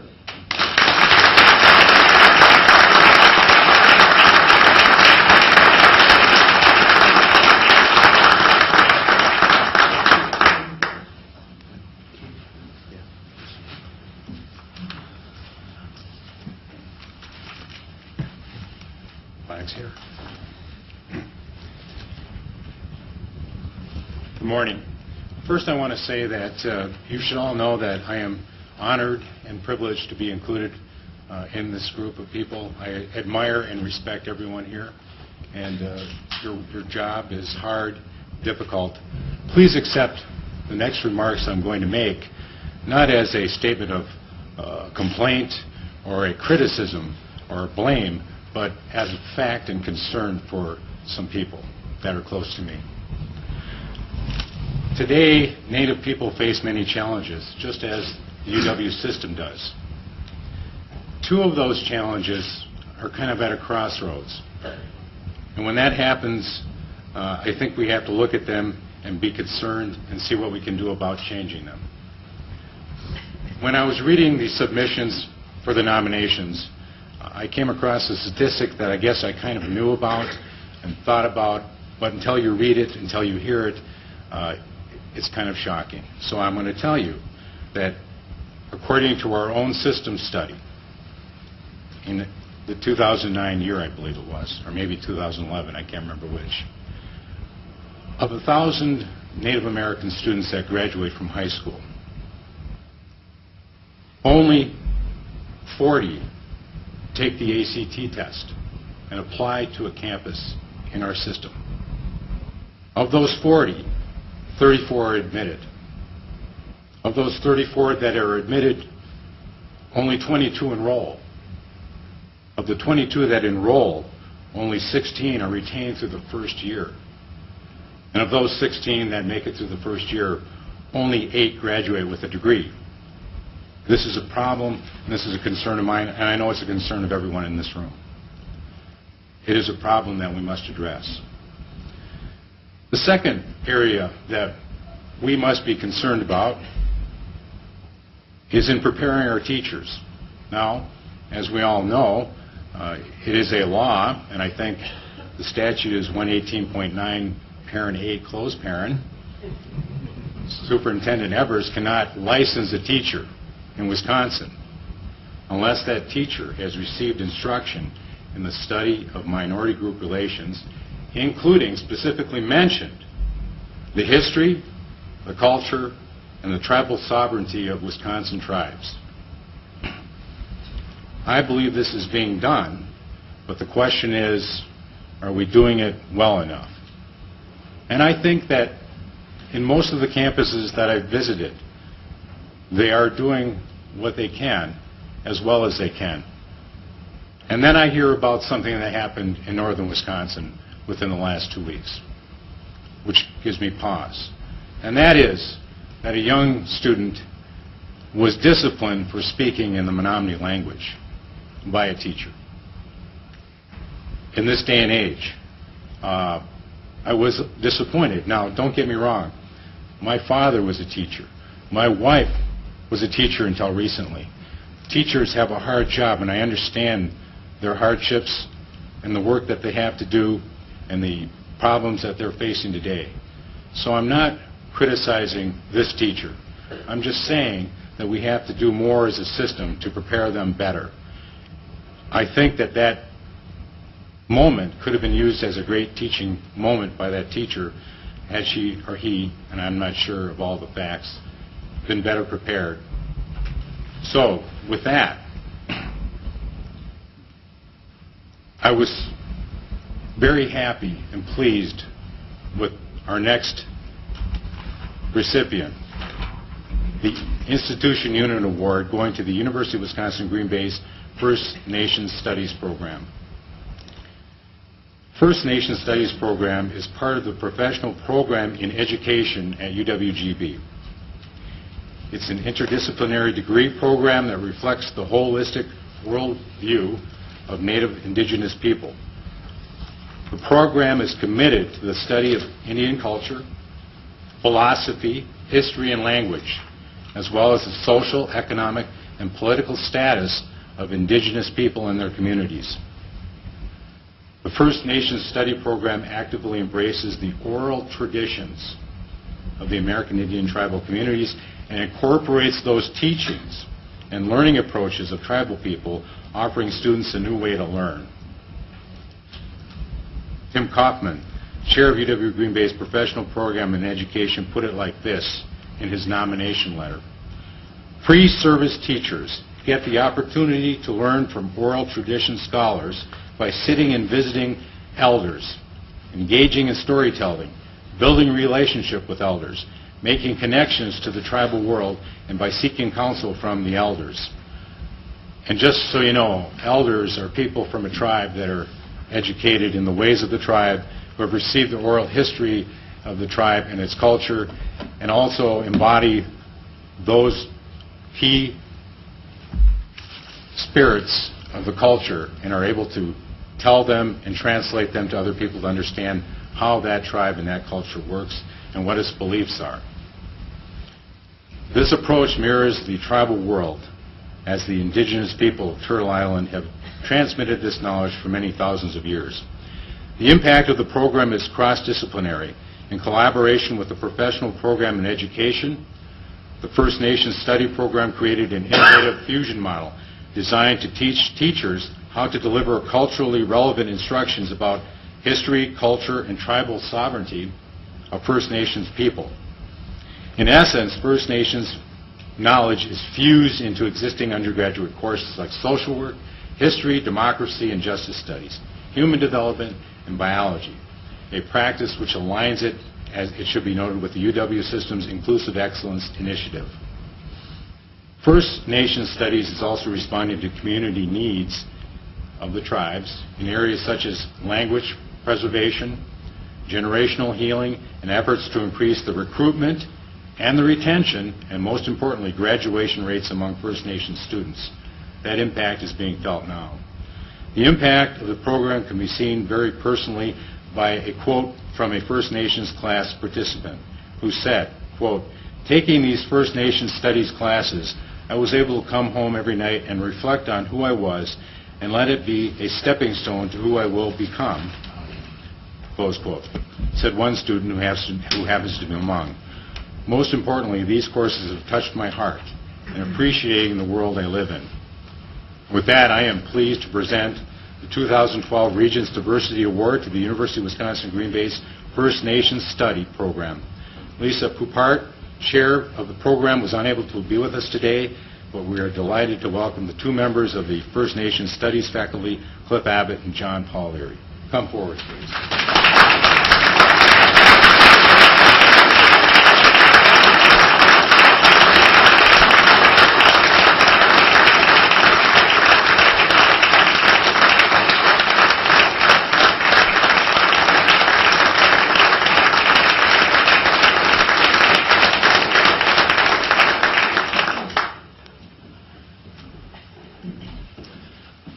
Thank you very much. I'm Cliff Abbott. This is J.P. Leary. The two of us are kind of bookends for our program. I'm working on my fourth decade as a faculty member at UW Green Bay. J.P. is working on his second semester. We really wanted our chair, Lisa, to be here today, but she and some other members of our program are currently at UW Eau Claire as part of a workshop spreading the kinds of things that we do at Green Bay and sharing advice with that institution, the kind of advice that apparently wins awards. As I mentioned, I've been at UW Green Bay for a long time, and a program like this doesn't happen overnight. It takes a long time to build. And I can remember when I first came to the UW Green Bay campus, way back in the mid-'70s, and thought about trying to do something for diversity. And at that time, this is kind of an embarrassing thing to say, but at that time, you got to start somewhere. What we did was to simply cast around our fellow faculty members and say, is anybody teaching anything about minority groups somewhere in their classes? And if we got yes to that, we gathered all the courses together and we said, here's an ethnic studies program. That is really embarrassing today, but it was a start and something to build on. And over the years, gradually, we were able to build it up, focus the program, focus the courses, be able to hire faculty members with the expertise to increase the focus of our courses, to put the courses together in some sort of coherent program, eventually to create a minor, eventually after that to create a major for First Nation Studies, and then to have that major be able to support a center for experimentation and innovation in a number of different ways. It's been a long path. And it's allowed us to do some important work at the institution in there. From my own perspective, I want to mention one significant step that I think was important that we took in that several decades history. And it probably happened about 15 years ago. It was the point at which the institution realized, it posed the question, why do we want a First Nation Studies program in the first place? And the answer for us was, it had to be more than just being able to recruit Native students. It had to be more than an effort to close the achievement gap. It had to be more than just carving out a small place for Native American communities to recognize themselves in academia. We decided that we really wanted the program to challenge ourselves. We wanted to invite challenges to the traditional ways that the Academy was operating. And we thought that the voice of Native American people would be an excellent way to do that. So we hired several people from the communities, and they challenged us. It wasn't always comfortable, but we tried to create a place where, in the good old Wisconsin tradition of sifting and winnowing, we could have an honest exchange of our differences, of our values. And those challenges were not easy to deal with. They continue to be a focus for us. They are very real. They include things like really different value systems and what counts as an appropriate way to teach. Different ideas about access to knowledge. For the Academy, access to knowledge is an open thing that it should be available to all of our students, all of our citizens, if you have a library card or internet access. But for Native American groups, the access is often something that has to be learned by developing, has to be gained by developing relationships with elders in community. And that's a different way of organizing knowledge. The holistic way of viewing the world that is characteristic of Native people is different from the structure of most universities that silo things into departments. All of those are very real challenges. The challenge of living with a very high value on an oral literature and an oral way of doing things as opposed to the tons of paper that we often drown in groups like this. We can all read, but it's nice to be able to talk too. So a lot of these challenges are things that our community, our institution has taken to heart. The idea of how you use the Native communities outside the university as a laboratory for student learning, what are the appropriate and inappropriate ways to do that kind of collaborative work. All of these things have been ways in which our own institution has been challenged and has been enriched by dealing with those kinds of challenges. And it has allowed things like the Fusion project that you heard about, allowed to bring has allowed us to bring Native elders into the institution, has put an emphasis on one-to-one kinds of learning. All of these things are innovations and things that we're particularly proud of. And we want to thank you for being able to recognize that we're doing something right about that. Thank you very much.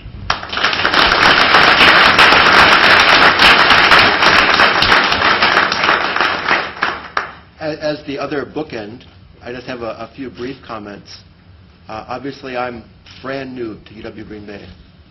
Prior to joining campus, I worked at the Department of Public Instruction with Superintendent Evers and others for about 15 years. And in my position with the American Indian Studies program, I had a pretty good sense of what was happening around the state and around UW's system. And I'd been fortunate to work with Professor Abbott, Dr. Popar, and others, and got a real good sense of what was going on over there. And about a year ago, Tony and I were walking from DPI over to Inn on the Park, and I stopped him at the corner and I said, before we go into this meeting, I need to tell you something because I want you to hear it from me. I said, they're doing some really good things up at UW Green Bay, Tony, and I think I want to be part of that. I've applied for a job up there, and please understand I'm not leaving here, but going to something. And I'm really pleased that you've recognized in that program that I've chosen to join, and in colleagues like Dr. Abbott here, what I saw in them. So thank you very much. And Tony, I still think I made a good decision. Good to see you.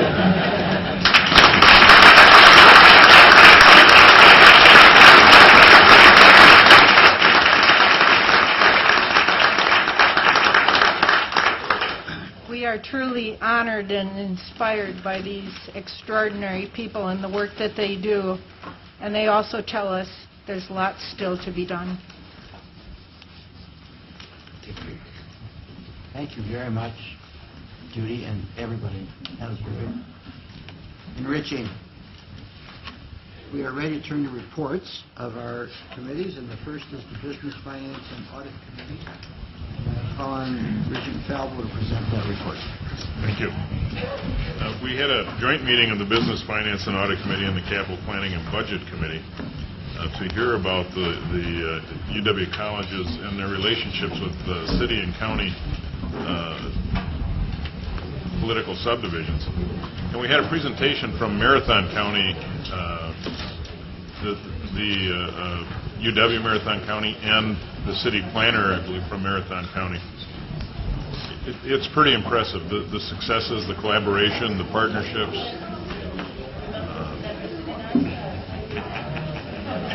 Mike, while you wait, just let's wait a minute so you're done.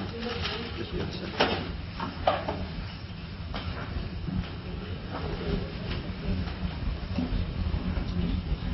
And this is one of Chancellor Cross's 72 bosses across the state, immediate bosses, not including anything within the system. So I'm sure he brought one of his favorite bosses. But it was a very impressive collaboration and presentation. And it's probably a number of things certainly a number of things I didn't realize that were going on with those partnerships and the successes of them. After that, we split up and sent the Capital Planning and Budget Committee down to their room. And we took up General Contract Signature Authority approval and reporting. The first item, General Contract Signature Authority, updates and consolidates several region policy documents relating to signature authority. This resolution streamlines the process for providing individual, personal, and delegated authority to sign documents by allowing UW System President to delegate approval of authorized signers to institution chancellors rather than having chancellors recommend changes to the UW System for the UW System President's approval. We then took up the second item, Real Property and Construction Contract Signature Authority. Oh, by the way, this was with the Capital Planning. Yeah, we were still there. Sorry about that. This consolidates several region policies and brings them in line with existing laws and regulations. Authority for these actions is maintained with the board, and in most cases also requires the approval of the State Building Commission, or in the case of leases, the State Department of Administration. Both resolutions were passed by the joint committee meeting. We reconvened then as the Business, Finance, and Audit Committee. and took up the 2011 annual financial report and auditor's opinion. Our first item, the 2011 annual financial report, Julie Gordon, Associate Vice President for Financial Administration, presented a summary of information for the UW System's 2011 annual financial report, which included an unqualified audit opinion from the Legislative Audit Bureau. Joe Chrisman, who was appointed State Auditor for the LAB, and Carolyn Stiltberg, Financial Audit Director for LAB, presented the auditor's opinion. Mr. Chrisman outlined the various ways LAB interacts with UW Systems. The lab highlighted 3 findings, 2 of which are repeat findings that have been addressed by management. The remaining finding relates to security access in the new HRS system, which will be addressed as HRS stabilizes. The complete report is available online, or I have hard copy if you wish. Next was the 2011 Annual Trust Fund Report. Trust Fund Director Doug Herr presented highlights of the annual Trust Funds report. These funds are comprised of gifts and bequests made directly to a UW institution rather than their respective foundation. As of June 30th, 2011, the funds held net assets of $464.2 million, up from $409.3 million at the end of the prior year. The long-term fund gained 21.2% over the period. The intermediate and the income fund returned 8.3 and 0.2 respectively. This report is also online. Doug Herr took full responsibility for the returns and discounted the input of the Business Finance and Audit Committee altogether. We then took up the review and approval of the 2012 Operations Review and Audit Plan. We welcome back from maternity leave Elizabeth Dion, Director of Operation Review and Audit. At our last meeting, the committee discussed potential audit topics. The proposed plan was adjusted based on risk analysis, institutional impact, staffing realities, and the priorities expressed by the committee. Due to the priority placed on a review relating to reporting crimes against minors, work began on this audit in December. The committee approved the plan as presented. Liz continued with an update of ongoing projects in the Office of Operations Review and Audit.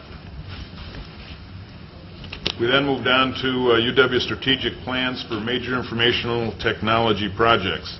Ed Meacham, Associate Vice President for Learning and Information Technology, presented the overview of the UW System IT strategic plan entitled the Common Systems Roadmap. In addition to this overall UW System plan, each institution is required to develop a plan for its local systems and projects, which are available online. UW System Information Technology Report, Project Status Report for Major Information Technology Projects. Again, these are available online. I won't go into the description of the projects at this time. We then moved on to review and approval of changes to Region Policy Document 30-4, Mandatory Refundable Fees and Procedures for Student Government Organizations. The committee approved changes to the Region Policy requiring UW institutions to collect fees for any UW System interinstitutional governance support groups for which the board has approved a mandatory refundable fee. Interim Associate Vice President for Student Affairs and Chief Student Affairs Officer at UW Oshkosh, Petra Roeder, explained the process used to draft the proposal presented by the committee and highlighted the changes. The only organization of which an MRF is currently approved is United Council of UW Students. We then approved the minutes of the December 8, 2011 meeting of Business Finance and Audit. We then considered an adjustment to the salary range related to the recruitment for the provost position at the University of Wisconsin-Milwaukee. Chancellor Lovell outlined some of the recruitment challenges surrounding the current salary range for the provost position. The range had not been adjusted for 6 years and has created serious recruitment challenges for UW-Milwaukee. The committee approved the resolution. We had our report from Vice President of Finance Debbie Durkin on gifts, grants, and contracts for the second quarter. And then we had a report from Senior Vice President Michael Morgan on the ITMAC philosophy of management and administration and fiscal affairs. Michael went on to talk about the human resource system, which is on time and on budget, with only, I believe, 2 more critical pieces to be coming online, and everything looks good from that standpoint. It wasn't too long ago we made this a mandatory item on our agenda, and we're waiting for the day to make it mandatory not to have it on our agenda, and that day is coming. We did it, then Michael went on to do an overview of the, Frida Harris came up and did an overview of the 2013-15 biennial budget process and timeline, just for informational purposes for us and for new people in our committee. We then had an update from the University Personnel Systems Task Force. University Task Force co-chair is UW Chancellor Dennis Shields. Briefed us on recent activities of the University Personnel System Task Force. The task force held their third meeting on Wednesday, February 8th. The working groups are developing systems and reporting back to the task force. He also indicated the task force has an aggressive timeline which will evolve as information input is gathered. Chancellor Shields stressed the importance of having all the stakeholders participate in the process. That concludes my report, and now I would offer, on behalf of the Business, Finance, and Audit Committee, move the adoption of Resolution 1.2.8.1, 1.2.8.2, 1.2.d.1, 1.2.f, 1.2.g.2. Second. There's been a motion and a second. My next question, is there any request to remove any items from the consent agenda? Mr. Drew. Notwithstanding Regent Bartel's comments about no lone wolves on the board, I'd like to remove 1.2G2, the salary range for the provost position at UW-Milwaukee. All right, is there any other request? Can I ask a question about one of them? I don't want to remove it, but... Sure. Okay. I wanted to ask about I think a number of us received, maybe all of us received a communication from the Student Senate at UW River Falls about the amendment of 30-4, the mandatory refundable fee policy. And I was wondering whether the committee, the gist of which was that those students wanted that policy to be fashioned in a way that it could be basically overridden by the campus if the campus wanted to change the percentage of referendum votes in favor of reconsideration of the application of the policy. Did the committee consider that request, or was it rejected? No, we did consider it. It was accepted. Chancellor Telfer, if would like to make a comment, he made comments in opposition of it as representing the students on his campus. I believe River Falls was the other campus that was not in agreement with that, but it did pass. Does that answer your question, Jeff? Okay. Anybody else have any of these quick questions before I move forward? All right, well, let's take the items that are still left on the consent agenda. I have 1.2.A.1, 1.2.A.2, 1.2.D.1, 1.2.F. All in favor of adopting those resolutions as part of the consent motion, say aye. Aye. Aye. Anybody opposed? Now, let's get into 1.2.G2, and let's get a motion on it first, John, before we have discussion. Anybody move the approval of, Mike, I assume you approve that? Move that. Is someone second that? Jerry? This is the UWM Chancellor Provost issue that we're taking separately. Would you second that, or someone? I'll second. Yes. Okay. Now, it's on the floor, and John, go ahead. I'd like to speak against the motion. I understand the vital importance of the provost vice chancellor position to not only UWM but to all the institutions. I also understand the competitive landscape that is out there in trying to attract high-quality candidates. But I think, I believe we run the risk of appearing tone deaf to the concerns of our faculty and staff at a time of declining state aid, rising tuition, frozen salaries and, in effect, pay cut with the benefit contributions that went into effect. I don't believe that an increase of $73,000, for which would be the midpoint raise for that position, is justified. I don't see how we can raise the salary for somebody who isn't here and ignore the needs of those who are here. So for that reason, I would urge rejection. I don't believe we can look our faculty and staff in the eye and also propose this kind of an increase. Thank you, John. Anybody else want to comment on that motion? Tim. Not a comment, but a question. We live in a time when, as we have heard many times, there's disinvestment taking place in public universities all across the country. And at what point in time does the competitive environment change in our favor as a hirer if budgets are being cut in all these places? There should be would think a reaction where people would be let go because of staff reductions, and there should be more people available. And of course, having had no opportunity to discuss this in any other context, I just figured I'd ask for your wisdom on it. Mike, I might suggest that Al Chris give an explanation of the process used in coming up with. It just wasn't pulling a number out of the hat. It's a very involved process. Let's use the microphone, Al. Tell everybody, in case they don't know who you are. According to my name tag, Regent Creighton, make sure I wear. I know your name. I'm asking for your function. Thank you. I'm Al Christ. I'm Associate Vice President for Human Resources and Workforce Diversity for the UW system.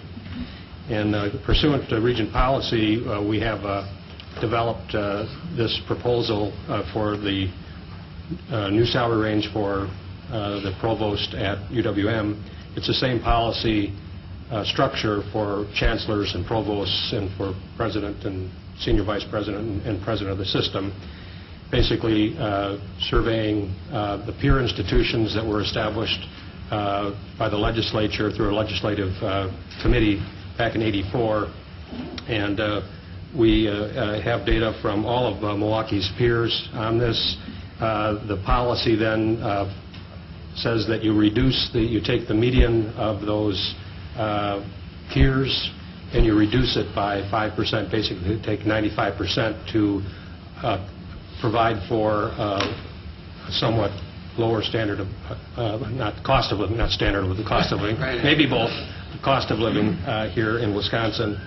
And then we do a 10% salary range spread around that so that the minimum is 90% of the median that's calculated, and the maximum is 110% of that range, which is a very narrow range compared to other salary ranges that we have in state government and in the university. Most salary ranges have what's called a 50% range spread, which would be 20% above and 20% below. So we've got a very narrow range here that we're dealing with. And it was last done in 2006, and so we're quite out of date and out of market for this. And yes. Can I ask you a question of Al? Yes. Al, responding to Regent Higgins' comment, if you look at the universities that are part of that peer group for this position, I don't know if you know this, but would you say that most of those have governing boards that have the authority to set the salaries for their employees? Whereas in the UW system, this board has the authority to set the salary for a very small number of employees, and the legislature sets the salary for the vast majority of our employees. The legislature sets the salary ranges and approves those ranges for the vast majority of our employees. That's correct. And That's a very unusual circumstance across the country. It's typically the board's responsibility elsewhere to set the ranges for all employees, and then it would be delegated to the chancellors to determine salaries for individuals, just as we have done in our institutions, but we don't have the authority for the ranges. We also, that will change with the new personnel systems that we have in place in July 1 of 2013. That's a good flexibility. I wonder if I could ask Chancellor Lovell if he wants to make any comments about this.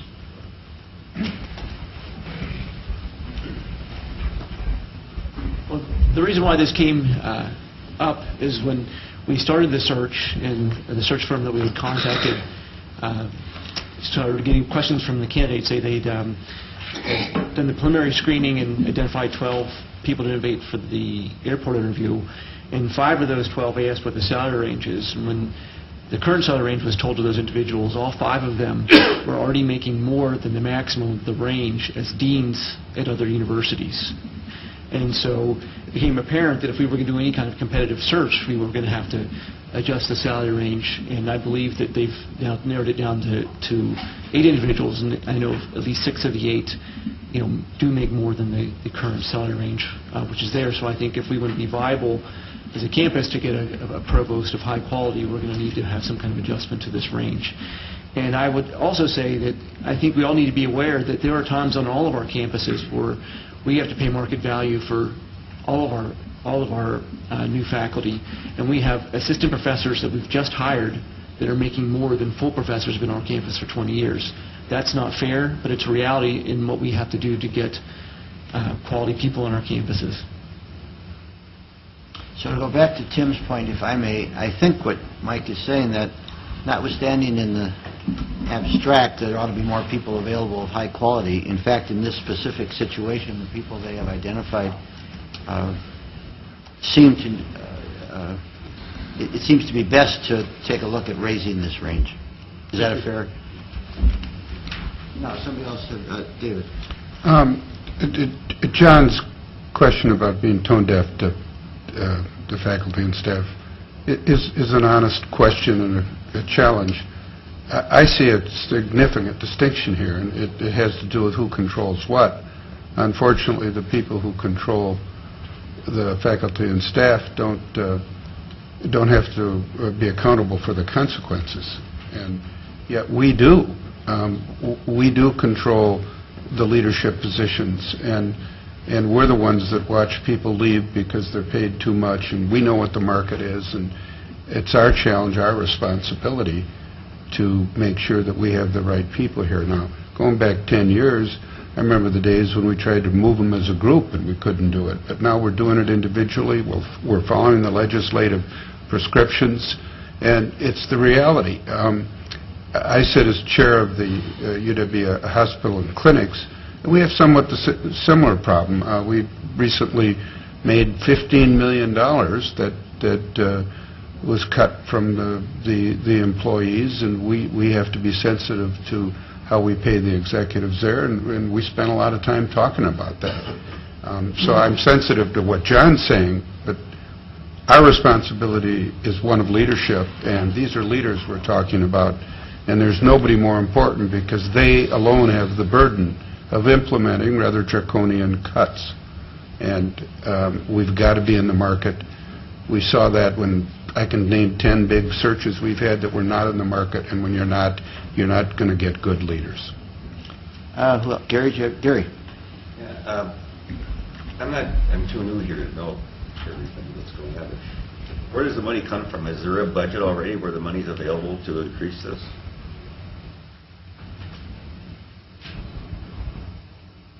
I mean, the answer, it would come out of UW-Milwaukee's operating money, and the chancellor will find it from that budget. And he has to work with it, with whatever that budget is. Correct.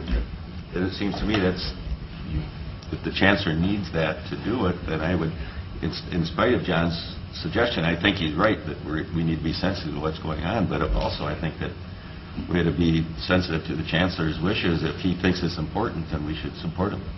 Okay. Anybody else? Let's vote. We have a motion before us that would expand the range as Regent Falbo explained. And I ask all those in favor, please say aye. Aye. Oh, you have a roll call. Oh, Jane. Regent policy. Regent policy. And Jane told me this 5 minutes ago. That's a long time. Too long. Much too long at my age. All right, Jane, please call the roll. If you're in favor of the motion, please vote aye. Who scanned that in for you? Regent Bartel. Aye. Regent Bradley. Aye. Regent Crane. Aye. Regent Drew. No. Regent Evers. Regent Falbo. Aye. Regent Higgins. Aye. Regent Menedez. Pointer. Regent Pruitt. Aye. Regent Roberts. Yes. Regent Shervin. Aye. Regent Smith. Aye. Regent Spector. Yes. Regent Tyler. Aye. Regent Vasquez. Yes. Regent Walsh. Yes. Regent Whitburn. Yes. 16 ayes, 1 no, 1 absent. Thank you. Mike, you better do a good job here now. Good person.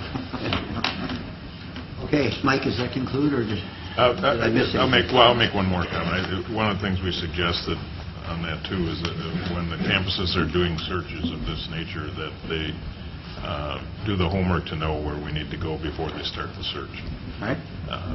And I'd like to thank John for his comments. That concludes my report. Regent Bartel. Thank you. As Chairman Falbo indicated, our committee met jointly with the Business, Finance, and Audit Committee to hear the annual report on city and county support for UW colleges and extension. I'll add just a couple of numbers to that, because it was very impressive. The counties and municipalities around the state of Wisconsin provided about $25 million of financial support to UW colleges and extension last year. It's $25 million provided by not by the state, but by the local municipalities and counties. And with respect to UW Marathon County, which made its presentation, that campus described to us 6 major projects that they've undertaken with that now have a total insured value of $61 million. Very impressive. And the point here is that we have a significant partnership with these local governmental entities, and we should value that and treasure it. Just for the benefit of our new people, especially Jeff, am I correct that the counties provide capital and we do? We provide, yes, we provide operating, and we provide for fixtures and movable stuff in the facilities. Now, recognizing that what we did from about 11 o'clock or from 10 o'clock till about 10:45 is much more important than anything I have to say here. And in the spirit of our new procedures set forth in the Bradley Commission recommendations and Well, this thing is going. Where is this leading, Jeff? And with a nod to the very wise observations of Regent Walsh that we all can read, I'm going to identify the items that were approved by the Capital Planning and Budget Committee unanimously, and if anyone has questions or concerns about any one of them, I will address those. Our committee adopted Resolution 1.3.C having to do with UW La Crosse request for authority for a parking ramp and police building project at $13.8 million. Resolution 1.3.D by UW Oshkosh request to demolish the River Commons building on Pearl Avenue. Resolution 1.3.E requesting authority for a small increase in the budget at UW Platteville Porter Hall renovation project. 1.3.F, which was UW Platteville's request to transfer a small amount of land to an adjacent private property owner who claimed it by adverse possession. Resolution 1.3.G by UW Superior, authority to construct a $15.3 million Ross and Hawks Hall renovation project. Resolution 1.3.H, UW Platteville, requesting authority to construct the $5.3 million Drumlin Dining Hall remodeling facility. Resolution 1.3.I, authority to construct 6 all-agency maintenance and repair projects at 5 of our institutions, total of $16 million. And these 7 resolutions were passed unanimously by the committee, and I move adoption of all of these. Second. Does anybody want to remove, I'll start. Anybody have a question about any of those? Anybody want to remove any of them for the voting purposes? All right. Not needing a roll call vote, I believe. Jane? All those in favor of Jeff's motion, please say aye. Aye. I only heard about adverse possession in law school. I didn't know it happened in real life. Actually, the lady is farming, has a garden right next to the fence that we constructed. For how many years? Since 59. Pretty good. Got a good case. She has a good case, Brent. Can I edit that? She's deceased. It's her estate that owns the Go ahead, Jim. Associate Vice President David Miller reported that the State Building Commission approved $84 million of projects for us at its December meeting. And with that, the committee convened in closed session on matters that we will take up in closed session. So that concludes my report. Thank you very much, and you've set a wonderful example for going forward.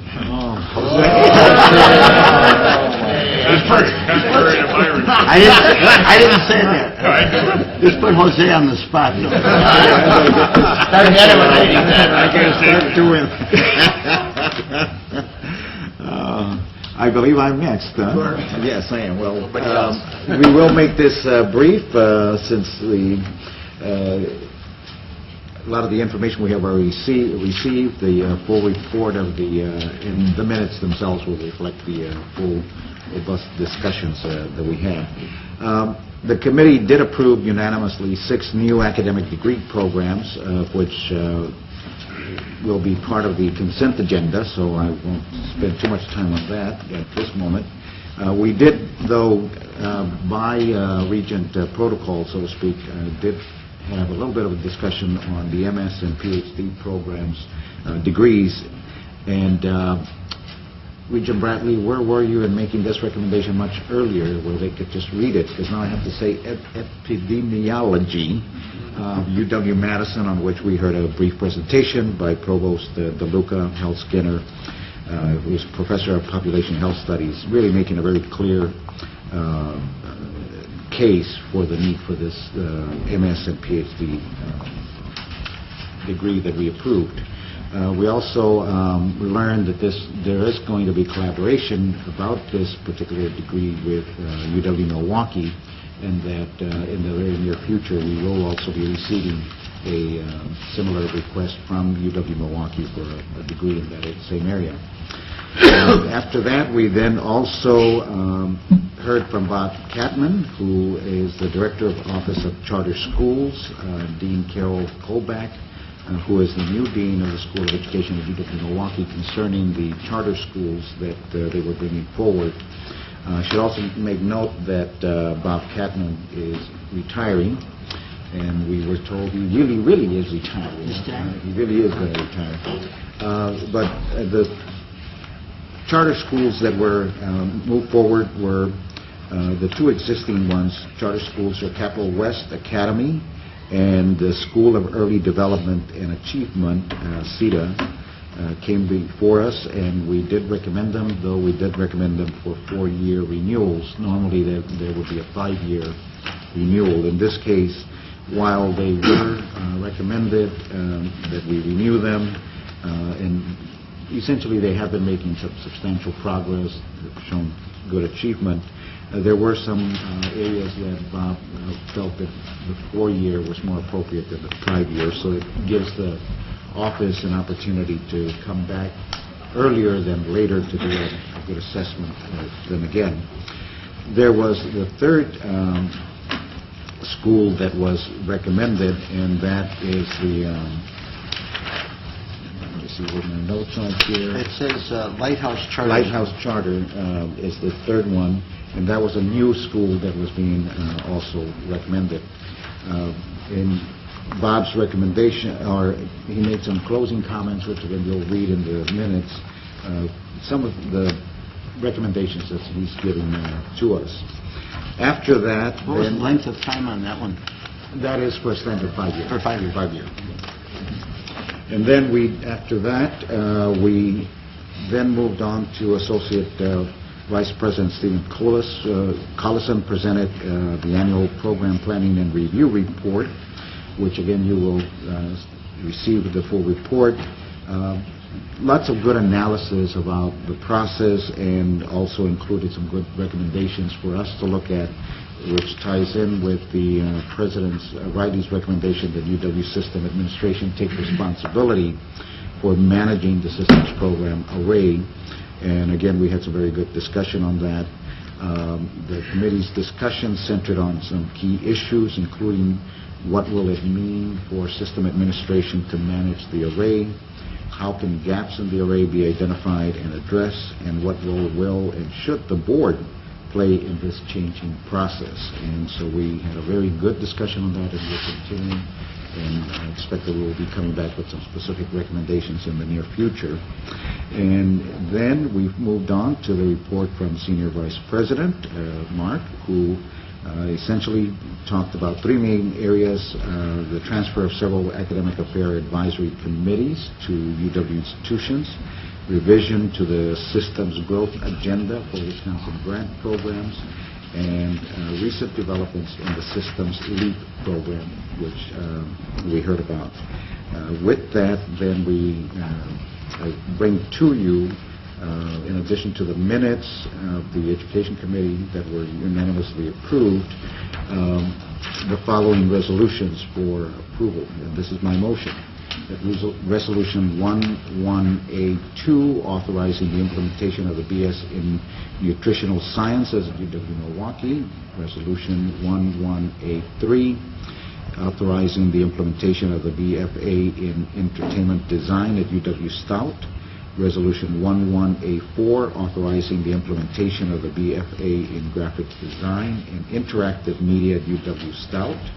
Resolution 11A5, authorizing the implementation of the BS in Sustainable and Renewable Energy Systems at UW Platteville. Resolution 11B, authorizing the implementation of the MS and PhD in Epidemiology at the UW Madison. Resolution 11C1, approving the extension of the charter school contract with Capital West Academy. Resolution 11C2, approving the extension of the charter school contract with the School for Early Development and Achievement. And Resolution 11C3, approving the charter school contract to establish the Breakwater Lighthouse Charter School. And those are our consent agenda motion. Is there a second to that motion? Second. Does anyone want to remove any of those items? Mr. Drew? I'd like to remove item 1.1C3, that's the Breakwater Lighthouse Charter School. Okay. That's the only one. Okay. Anybody else want to remove anything? Let's vote then on all but the last one that John has asked to remove. All those in favor of his motion, please say aye. Aye. Anybody opposed? All right. Again, I'd like to follow the procedure of getting a motion before us on 11C3. I assume you make that motion. Do you second that motion? I'll second. All right. Now, John. Speaking in opposition to the charter for Breakwater Lighthouse School, UWM does great things in collaboration with our partners in the public K-12 system, but I am opposed to adding an additional charter school because I don't think that we as a public higher education system should continue to contribute to the unsustainability of our K-12 public system in Milwaukee. Adding 644 students, which is would be the capacity of this school, only siphons, in my opinion, siphons more money away from the established public system. As we have seen, the track record for voucher charter schools is mixed. I think UWM probably does a better job than some of the fly-by-night charter outfits and voucher outfits that are out there. But I think we need to hold the line where we are and not continue to add more charter schools. I think the purpose of having a laboratory to look at different methods is well served by the 12 schools that we already have. So I'm opposed to this motion. So this is a 13th charter? It would be the 13th. Is that right? Is it up to... No, it would be 11. Actually, 11. Okay. Oh, Johannes is here. You can come up to the microphone. Are you counting the other breakwater that's opening? They only applied for one. They have applied. That was one of the things that was mentioned, was that they're actually applying simultaneously to two authorizers. We're one of them, and the city of Milwaukee is the second one. And we're only responding to the application that was made specific to UW Milwaukee as the authorizer. But John is correct. They are opening a second one, but we have nothing to do with them. Johannes, I think the question that John raised most directly is how many charter schools would UWM have now if we granted these? I think it'll be 12 if we grant this one. No, I think that's it. Yeah. Jose. I am in support of our continuing to grant the authorization. One of the things that Bob has been very successful at is creating an office that really holds the schools accountable. And as a result of that,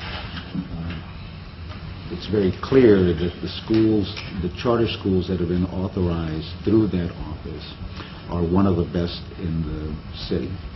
And one of my concerns, if we cease to continue authorizing when we are asked, and I think we need to understand, it's not my understanding that we are putting newspaper ads, radio ads, and advertising aggressively, that we want to see more and more come to us, but that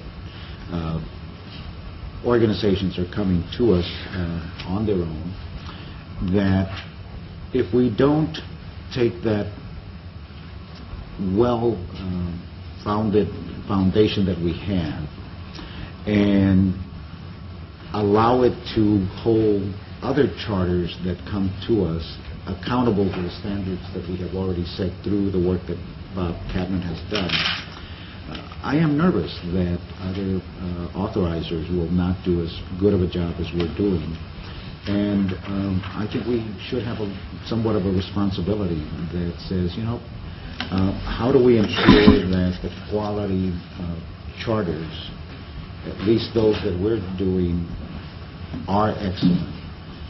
And my concern also is that charters are going to continue to exist, and they're going to continue to grow in number, whether we like it or not.